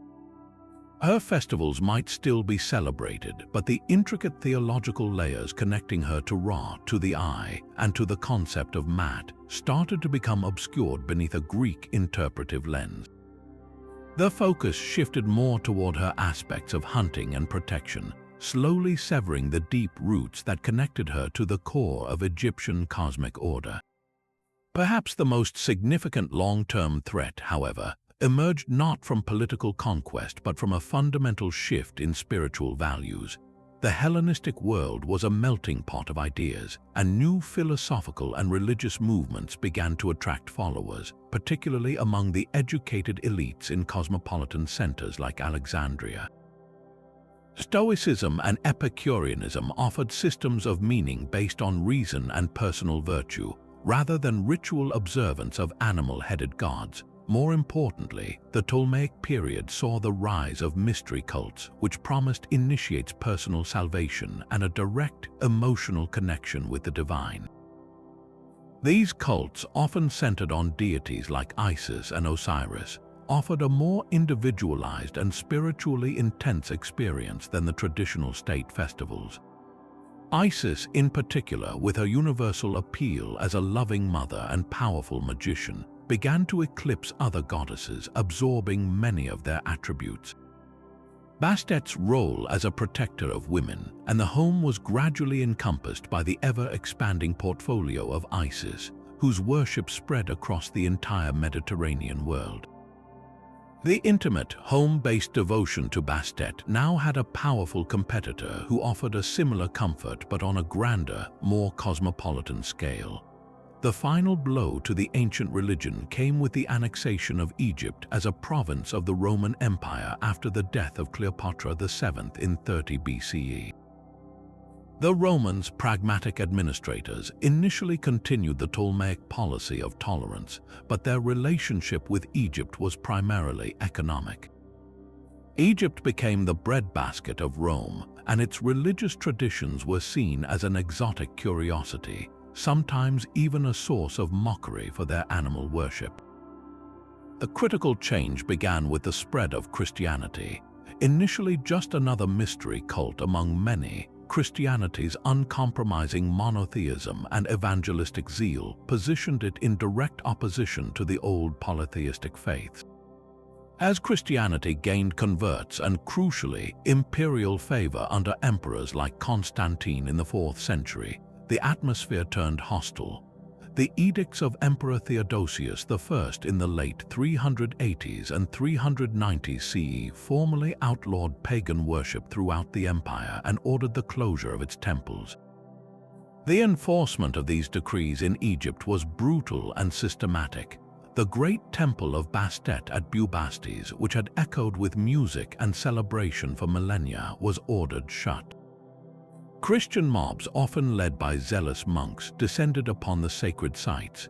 They viewed the animal cults as the height of idolatry and demon worship. The vast catacombs, once reverent resting places for millions of mummified cats, were desecrated. Mummies were torn from their niches, unwrapped and burned or scattered. In a tragic irony, the very practice that demonstrated the depth of Egyptian devotion, the mummification of cats, made them a primary target for destruction, as Christians sought to prove the powerlessness of the old gods by violating their most sacred symbols. The once great city of Bubastis fell into ruin, its stones quarried for new buildings, its memory fading under the sands. The goddess who had been a living presence in every home and temple was officially silenced, her worship driven underground until it flickered out entirely, a victim of conquest, cultural shift, and the rise of a new world faith that had no room for a cat-headed goddess. But the story of Bastet did not simply end with the closing of her temples. It entered a new and complex chapter, one of transformation and reinterpretation under the gaze of foreign rulers. As the Greeks, following Alexander the Great, established their control over Egypt, they encountered a pantheon of gods that were both fascinating and alien to them. A goddess with the head of a cat was a startling concept, far removed from their own idealized human-form deities. Rather than dismissing her, however, the Greek mind, ever curious and systematic, sought to find parallels to fit this powerful foreign goddess into their own familiar divine framework. They found what they believed was a perfect match in their goddess Artemis. This process of syncretism, of blending two distinct deities into a single composite figure, would forever change how Bastet was perceived, both by the outside world and eventually by the Egyptians themselves. On the surface, the connection made a certain kind of logical sense. Artemis was the virgin huntress, the goddess of the wild, of animals, and of the moon. She was a potent, independent figure, often depicted with a bow and accompanied by wild creatures. The Greeks saw in Bastet's feline nature a reflection of Artemis's dominion over the animal kingdom. Both were also considered protectors of women and children. Artemis was invoked by women in childbirth, just as Bastet had been for centuries. The Greeks, therefore, began to refer to the Egyptian goddess as Bastet Artemis, and her city, Bubastis, was known to them as Bubastis Artemis. This fusion seemed to grant Bastet a new passport into the Hellenistic world, allowing her worship to continue under a new name. Temples might still function and festivals might still be held, but a subtle yet profound shift was taking place. The intricate Egyptian theology that defined Bastet as the Eye of Ra, a being of solar power and cosmic balance, was largely lost in translation. The Greeks focused on her more tangible attributes, the hunt, protection, and her animal association, while the deep, underlying reasons for her character were smoothed over to fit a more familiar mold. This reinterpretation was solidified and spread further under Roman rule. The Romans, in turn, saw their own goddess Diana in this Greco-Egyptian hybrid. Diana was the Roman equivalent of Artemis, sharing her domains of the hunt, the moon, and chastity. So, the chain of syncretism extended. The Egyptian Bastet became the Greek Artemis, who then became the Roman Diana. For a Roman soldier or merchant stationed in Egypt, worshipping Diana of Bubastis would have felt comfortable, a way to honor a local power without straying too far from their own traditions. However, this convenience came at a great cost to Bastet's unique identity. The Romans were practical administrators, not deeply invested in the nuances of Egyptian spirituality. They often viewed the animal-headed gods with a mixture of fascination and condescension, seeing them as primitive or exotic curiosities. The complex relationship between Bastet and Sekhmet, her role in the solar bark's journey, and her connection to the concept of Mat, these were layers of meaning that did not easily transfer into the Roman worldview. The result was a gradual dilution and flattening of her character. The fierce, ancient lioness warrior was almost entirely subsumed by the image of the graceful huntress. The goddess who was once the pacified but ever-powerful Eye of Ra was reduced to a more one-dimensional nature deity. This is vividly illustrated in the art of the period. While traditional Egyptian-style depictions of Bastet as a cat or cat-headed woman continued, new, hybrid images began to appear. She might be shown in a more classical Greek style with a human body, but holding a sistrum or accompanied by a cat, or sometimes even wearing a lunar crown like Diana. These images are fascinating cultural artifacts, but they represent a goddess caught between two worlds, her Egyptian soul cloaked in foreign robes. the very essence of what made her special, her profound duality, her journey from fury to benevolence, was being erased in favor of a more generic, palatable divine figure. This process did not happen in isolation. It was part of a broader cultural absorption. The Ptolemies and Romans actively promoted the worship of other syncretic gods, most notably Serapis, a deliberately created fusion of Osiris and Apis with Greek gods like Zeus and Hades. Serapis was intended to be a unifying figure for both Greek and Egyptian subjects. In this competitive religious landscape, the unique aspects of traditional Egyptian deities were often softened or merged to create a more homogeneous imperial culture. Bastet's fate was shared by many of her kind. The vibrant, distinctively Egyptian color of her worship began to fade, becoming just one hue in the vast, blended palette of the Greco-Roman world. She was no longer solely the daughter of the Egyptian sun.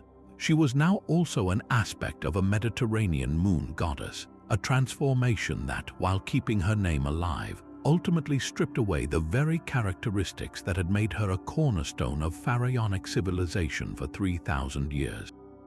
For nearly 2,000 years, the name Bastet was little more than a whisper in the sands, a memory preserved only in the fragmented texts of Greek historians like Herodotus. The Grand Temple at Bubastis lay in ruins, its stones plundered for other buildings, and the millions of cat mummies that once testified to her glory were forgotten in sealed, dark tunnels. The goddess who had presided over joyous festivals and guarded countless homes seemed to have been silenced forever by the rise of new religions and empires. Yet her story was not over. It was merely lying in wait, buried under the very soil of Egypt, ready for a new age of discovery to breathe life back into her legend.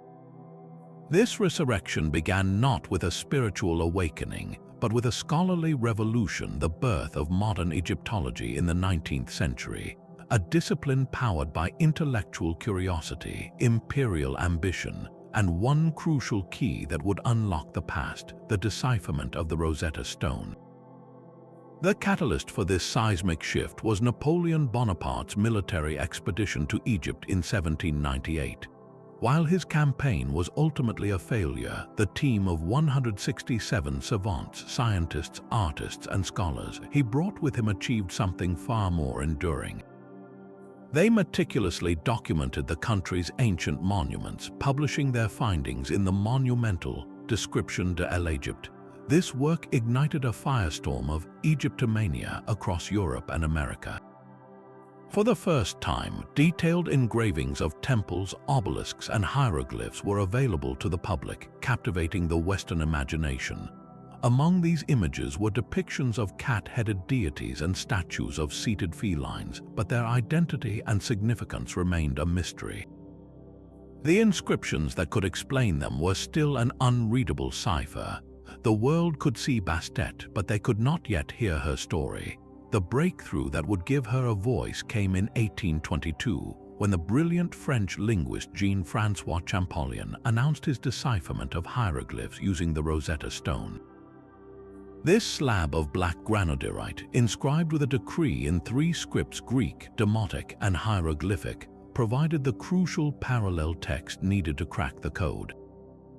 Champollion's work did more than just translate words. It opened a direct channel of communication with ancient Egypt. Scholars could now read the names of gods and kings carved on temple walls, understand the prayers inscribed on tomb offerings, and finally piece together the complex theology of the pharaohs. For Bastet, this was a moment of rebirth. Her name, once just a strange carving, could now be sounded out from the inscriptions. The titles associated with her, Eye of Ra, Mistress of Bubastis, suddenly had meaning, re-establishing her as a major figure in the divine hierarchy. This new ability to read was immediately put to the test by a wave of archaeological excavation.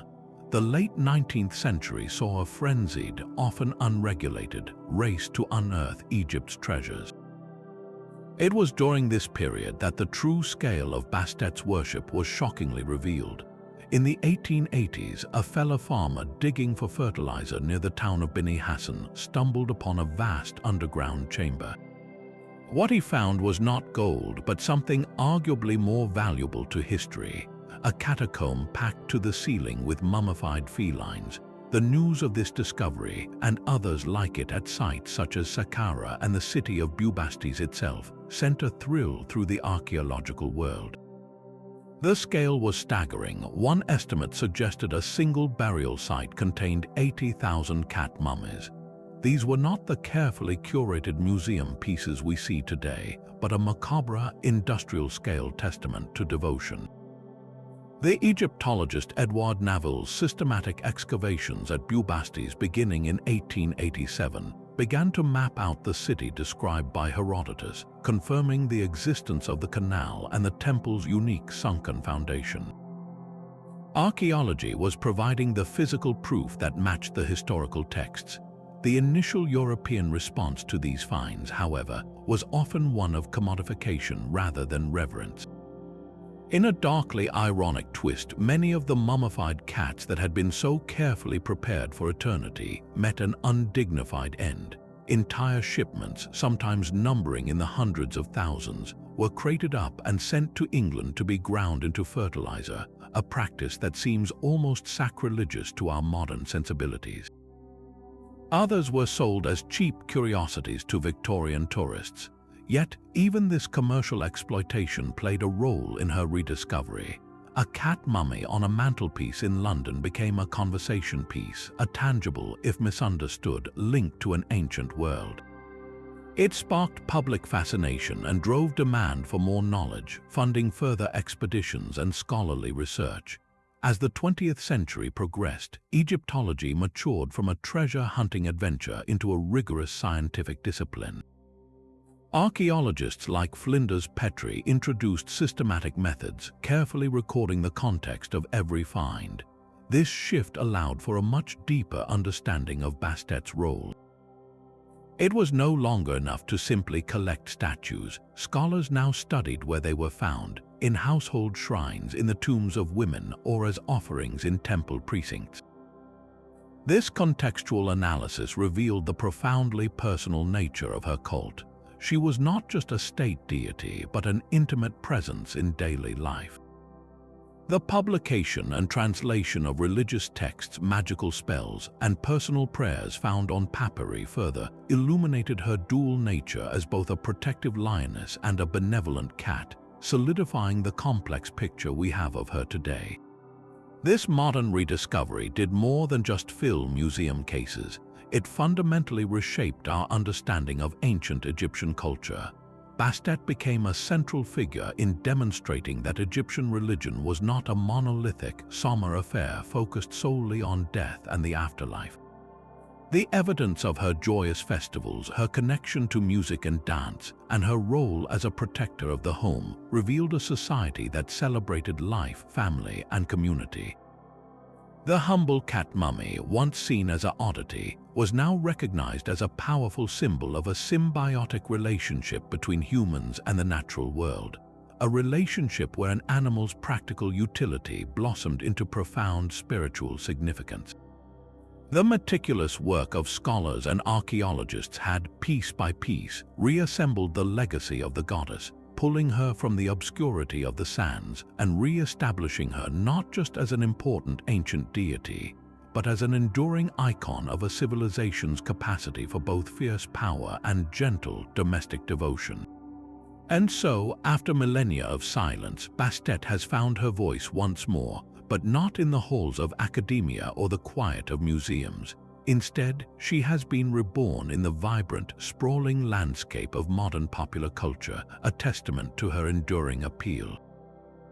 Her journey from the sands of Egypt to the pixels of our screens is a fascinating story of reinterpretation, where the ancient goddess is continually reshaped to speak to contemporary fears, fantasies, and spiritual longings.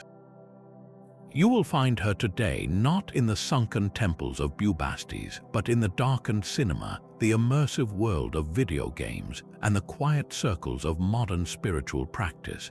proving that a deity's power can transcend the rise and fall of the civilizations that first worshipped her. Perhaps the most widespread modern encounters with Bastet occur in the realm of blockbuster films, where she is often cast in a role that echoes her most ancient and fearsome aspect. The 1999 adventure film The Mummy presents a classic example. Here, Bastet is not a central character but a looming presence, her statue standing guard over the cursed Hamunaptra. The film taps directly into the popular, if simplified, image of Egyptian gods as vengeful and associated with dark curses. This portrayal, while far from the nuanced protector of the home, effectively leverages her aura of ancient, mysterious power. She is part of the exotic and dangerous backdrop of a lost world, a symbol of the consequences of disturbing forces best left alone. This stands in stark contrast to her more literal appearance in the 2017 film Gods of Egypt, where she is depicted as a warrior goddess, emphasizing her leonine ferocity over her feline grace. These cinematic portrayals, though rarely theologically accurate, serve an important purpose. They reintroduce her name and image to millions, planting a seed of recognition that often sparks a deeper curiosity about the rich mythology from which she sprang. The interactive world of video games provides an even more fertile ground for exploring Bastet's complex nature. Games allow players to not just observe the goddess, but to interact with her power directly. In the Smite battleground, she is a playable character, and her in-game design brilliantly captures her duality. She can be a swift, agile assassin, darting in and out of combat with cat-like reflexes, or a supportive healer shielding her allies, a direct translation of her role as a protector. This gameplay mechanic allows players to embody the very paradox that defined her for the ancient Egyptians, the gentle caretaker who possesses a deadly, hidden claw. Similarly, the Assassin's Creed Origins Discovery Tour offers a more educational encounter, allowing players to explore a beautifully recreated Ptolemaic Egypt and learn about her worship in a historically grounded context. These digital realms give Bastet a new kind of agency, making her a dynamic participant in stories rather than a static monument, allowing a new generation to engage with her legacy in an active and memorable way. Beyond the screen, her influence quietly permeates modern literature, particularly within the fantasy genre. Authors like Rick Riordan, in his The Kane Chronicles series, reimagined the Egyptian pantheon for a young adult audience, presenting Bastet as a formidable but approachable figure who aids the young protagonist. Here, she is often written with a personality that reflects the independence and cleverness of a cat, making her both relatable and formidable. This literary resurgence is part of a broader trend where ancient mythologies are mined for compelling characters, and Bastet's unique blend of power and warmth makes her a perennial favorite. She appears in countless novels, comic books, and graphic novels, each interpretation adding a new layer to her modern mythos, whether as a wise mentor, a trickster figure, or a cosmic guardian. Perhaps the most profound modern reinvention of Bastet, however, is occurring not in entertainment but in the deeply personal realm of spirituality. In neo-pagan and eclectic pagan movements, Bastet has been warmly embraced as a patron deity. For modern practitioners, she is not a character from a story but a living spiritual presence. They are drawn to her aspects that resonate with contemporary needs. She is seen as a goddess of independence, intuition, and fierce self-protection, qualities highly valued today. A modern devotee might set up a small altar in their home with a statue of a cat, light a candle, and offer a prayer to Bastet for protection, for courage in a difficult situation, or for the well-being of their family and pets. This practice directly mirrors the ancient Egyptian household devotion, creating a powerful, timeless link across the centuries. The goddess who guarded the granaries from rats is now invoked to protect a modern apartment from negative energy. The deity who watched over women in childbirth is now called upon for strength during personal transformations. In this context, Bastet is no longer a relic, but a vital, active source of comfort and strength. Her ancient purr heard once again in the quiet moments of meditation and prayer. This enduring presence, from the silver screen to the personal altar, reveals something fundamental about our relationship with the past. Bastet continues to captivate us because she embodies a set of timeless, universal archetypes. She is the protector, the independent spirit, the nurturing mother, and the fierce warrior. Modern culture may simplify, exaggerate, or reinterpret these traits, but the core essence remains recognizable.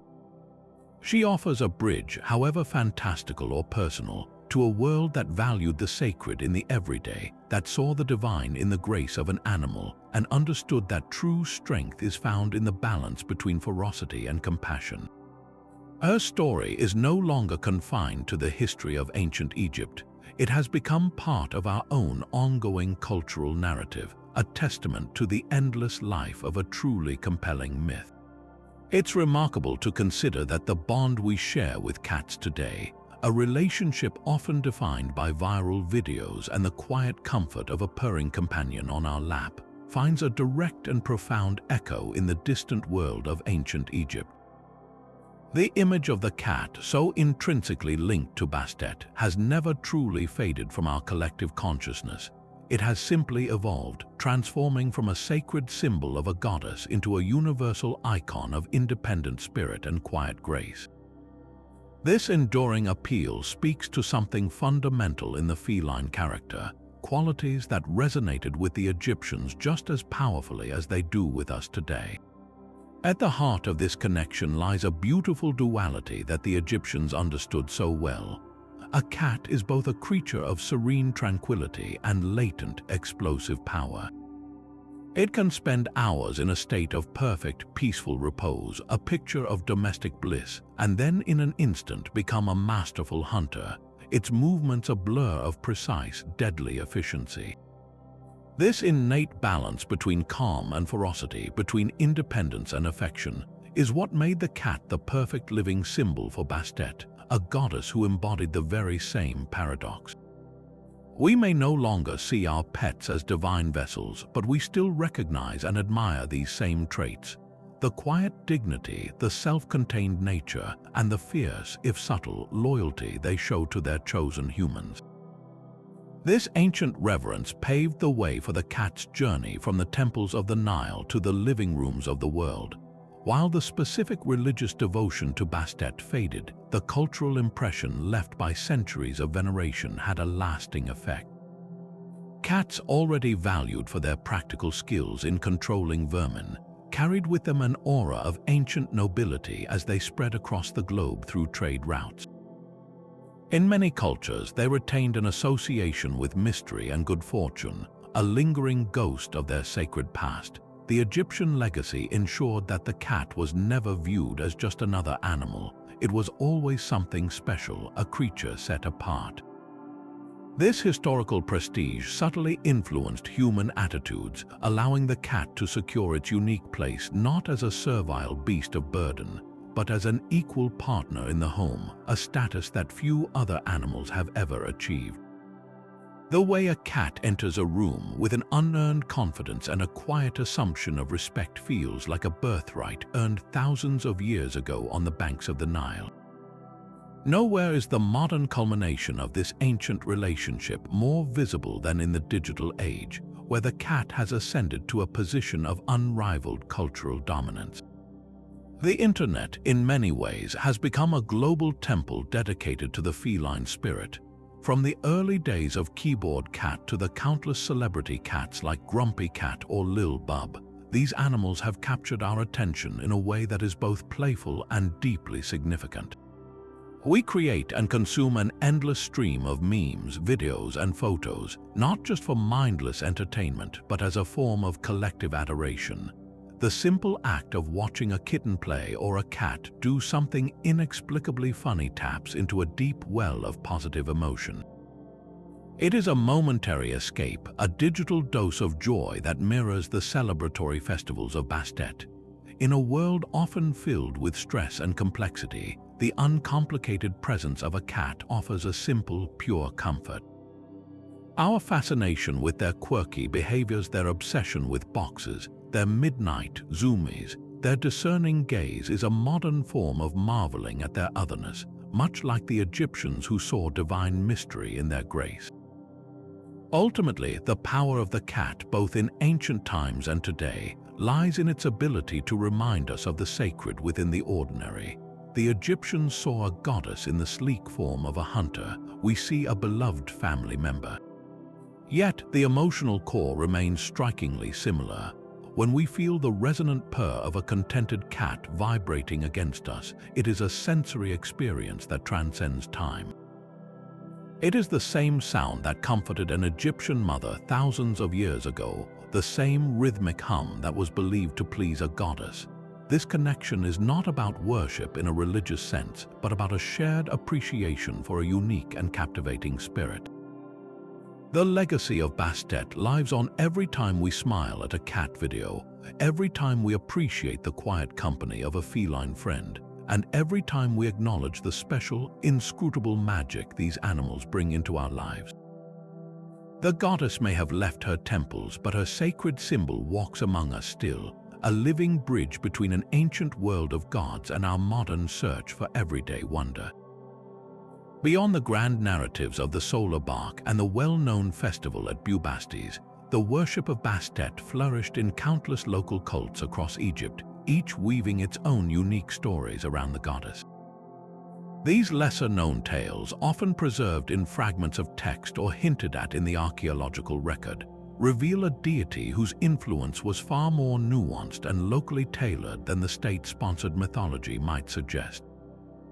In the quiet, marshy regions of the Nile Delta, for instance, a fascinating local legend cast Bastet not just as a protector, but as a cunning strategist in the eternal struggle against chaos. Here, in the wetlands teeming with life and hidden dangers, the greatest threat was often seen as the serpent Apep, but in a more immediate, localized form. Villagers spoke of a colossal, monstrous water snake that would slither from the reeds to poison the water and devour livestock. The national myth told of Ra's crew fighting Apep in the underworld, but in this delta community, the hero of the story was Bastet. The local tale describes how she would transform herself into a perfectly ordinary, unassuming house cat. She would lounge near the riverbank, appearing to nap, but her ears would twitch at the slightest ripple in the water. When the great serpent emerged, confident it could overpower the small feline, Bastet would reveal her true power. With a leap of divine speed, she would pin the serpent's head with her paws, not to kill it with brute force, but to hypnotize it with her unblinking gaze. The legend says she could stare into the serpent's eyes until it became disoriented, its chaotic energy subdued, and then she would force it to retreat back into the depths, purifying the waters as it went. This story reframes her power from overwhelming force to intelligent control, portraying her as a goddess who used stealth and psychological mastery to protect her people, a perfect reflection of a cat's hunting strategy applied to cosmic defense. Moving south to the arid fringes of Upper Egypt near the city of Kusi, we find a starkly different aspect of Bastet tied intimately to the desert trade routes.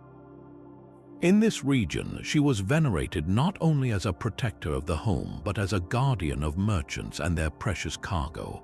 A unique local tradition held that Bastet could take the form of a graceful sand cat, a creature perfectly adapted to the harsh desert environment. Caravans preparing for a long journey would make small offerings at wayside shrines dedicated to this desert-facing Bastet, asking for her guidance and protection against the bandits and jinn believed to haunt the lonely tracks. The myth associated with this role tells of a merchant who, after fervently praying to Bastet, lost his way in a sudden sandstorm. As he feared death from thirst and exposure, a small sand cat appeared, walking a short distance ahead of him. Skeptical but desperate, the merchant followed the animal, which led him unerringly to a hidden oasis. When he turned to give thanks, the cat was gone, but resting on a rock was a small, perfect figurine of the goddess. This story highlights her role as a guide and provider, linking her benevolence to economic survival and safe passage, demonstrating how communities projected their most pressing needs onto her versatile character.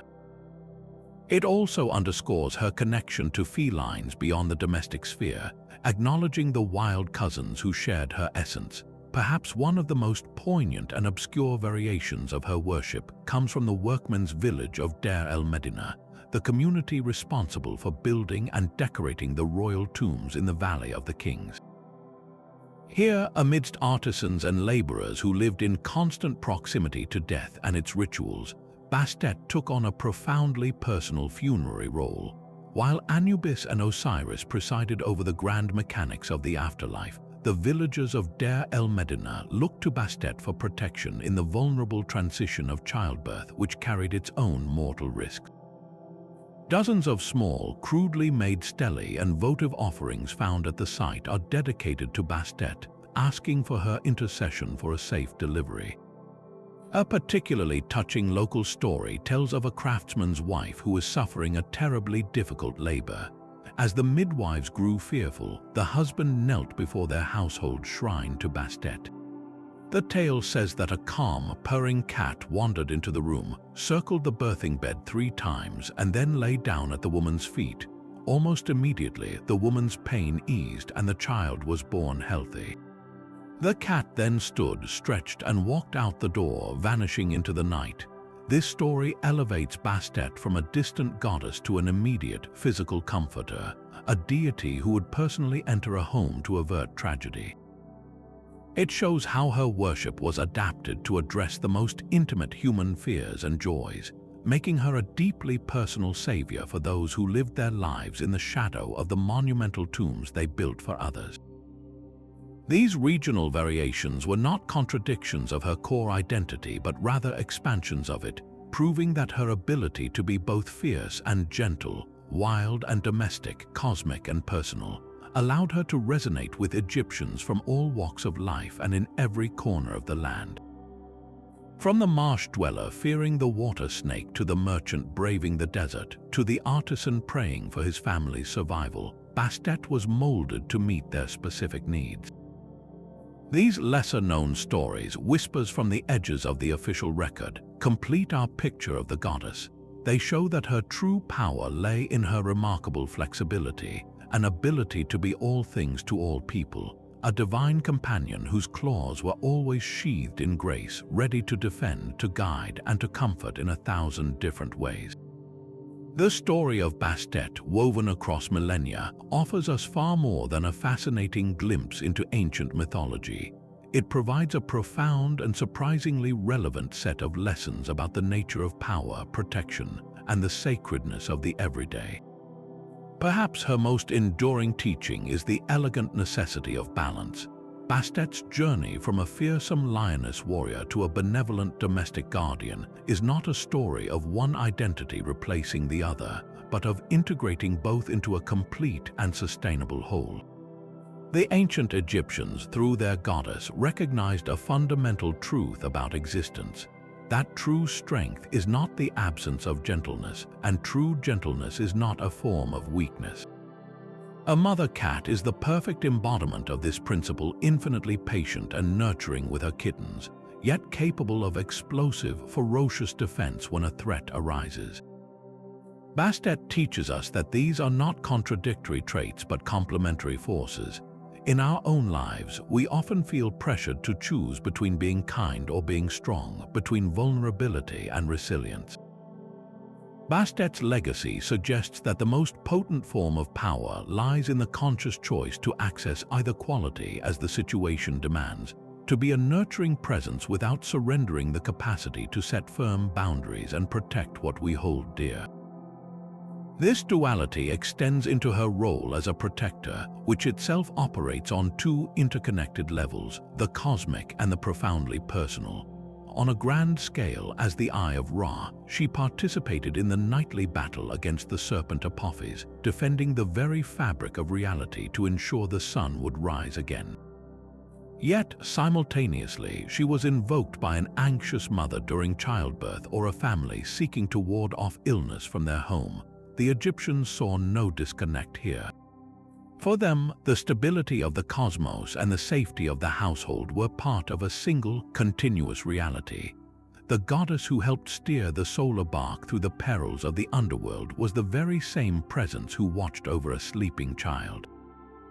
This holistic view challenges our modern tendency to compartmentalize our lives, separating the monumental from the mundane. Bastet's story reminds us that the values we uphold in our smallest, most intimate circles, protection, loyalty, care, are the same principles that, when scaled up, create a just and orderly society. Protecting your home is a microcosm of protecting your community, which in turn echoes the eternal struggle to preserve light against darkness. Her legacy encourages us to see the sacred significance in our own acts of daily protection, whether it's safeguarding a loved one's well-being or defending a cherished ideal. Furthermore, Bastet's mythology offers a powerful lesson on the perception of the divine. Unlike distant, abstract gods who demanded awe from on high, Bastet was a goddess found in the rhythm of daily life.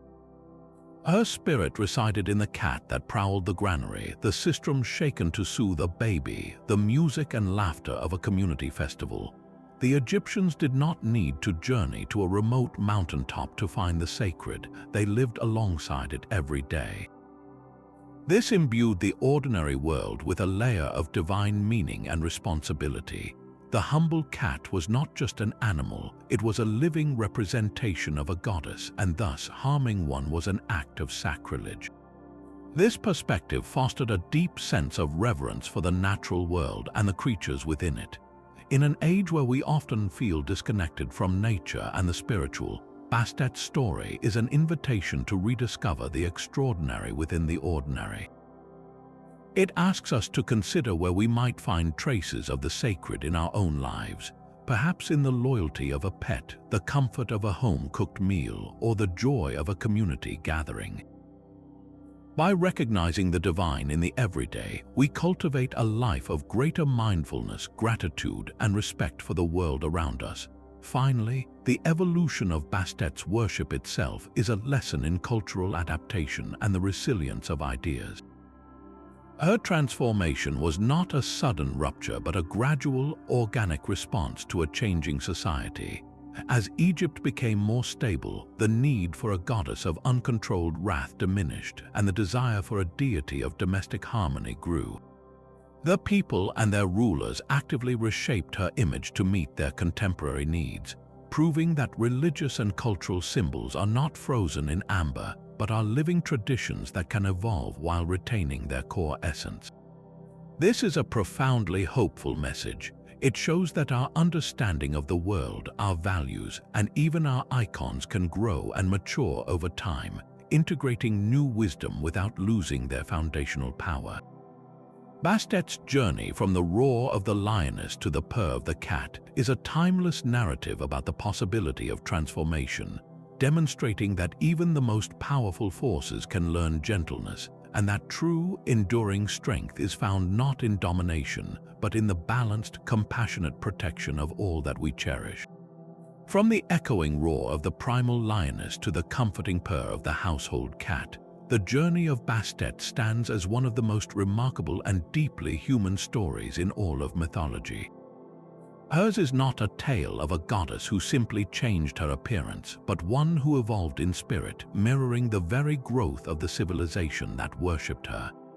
She began as an untamed force of solar vengeance, the terrifying Eye of Ra, unleashed to scorch the earth and punish humanity. Yet, over centuries, she transformed into the embodiment of everything that makes a house a home, a guardian of mothers and children, a patron of music and joy, a vigilant protector against the unseen dangers of the night.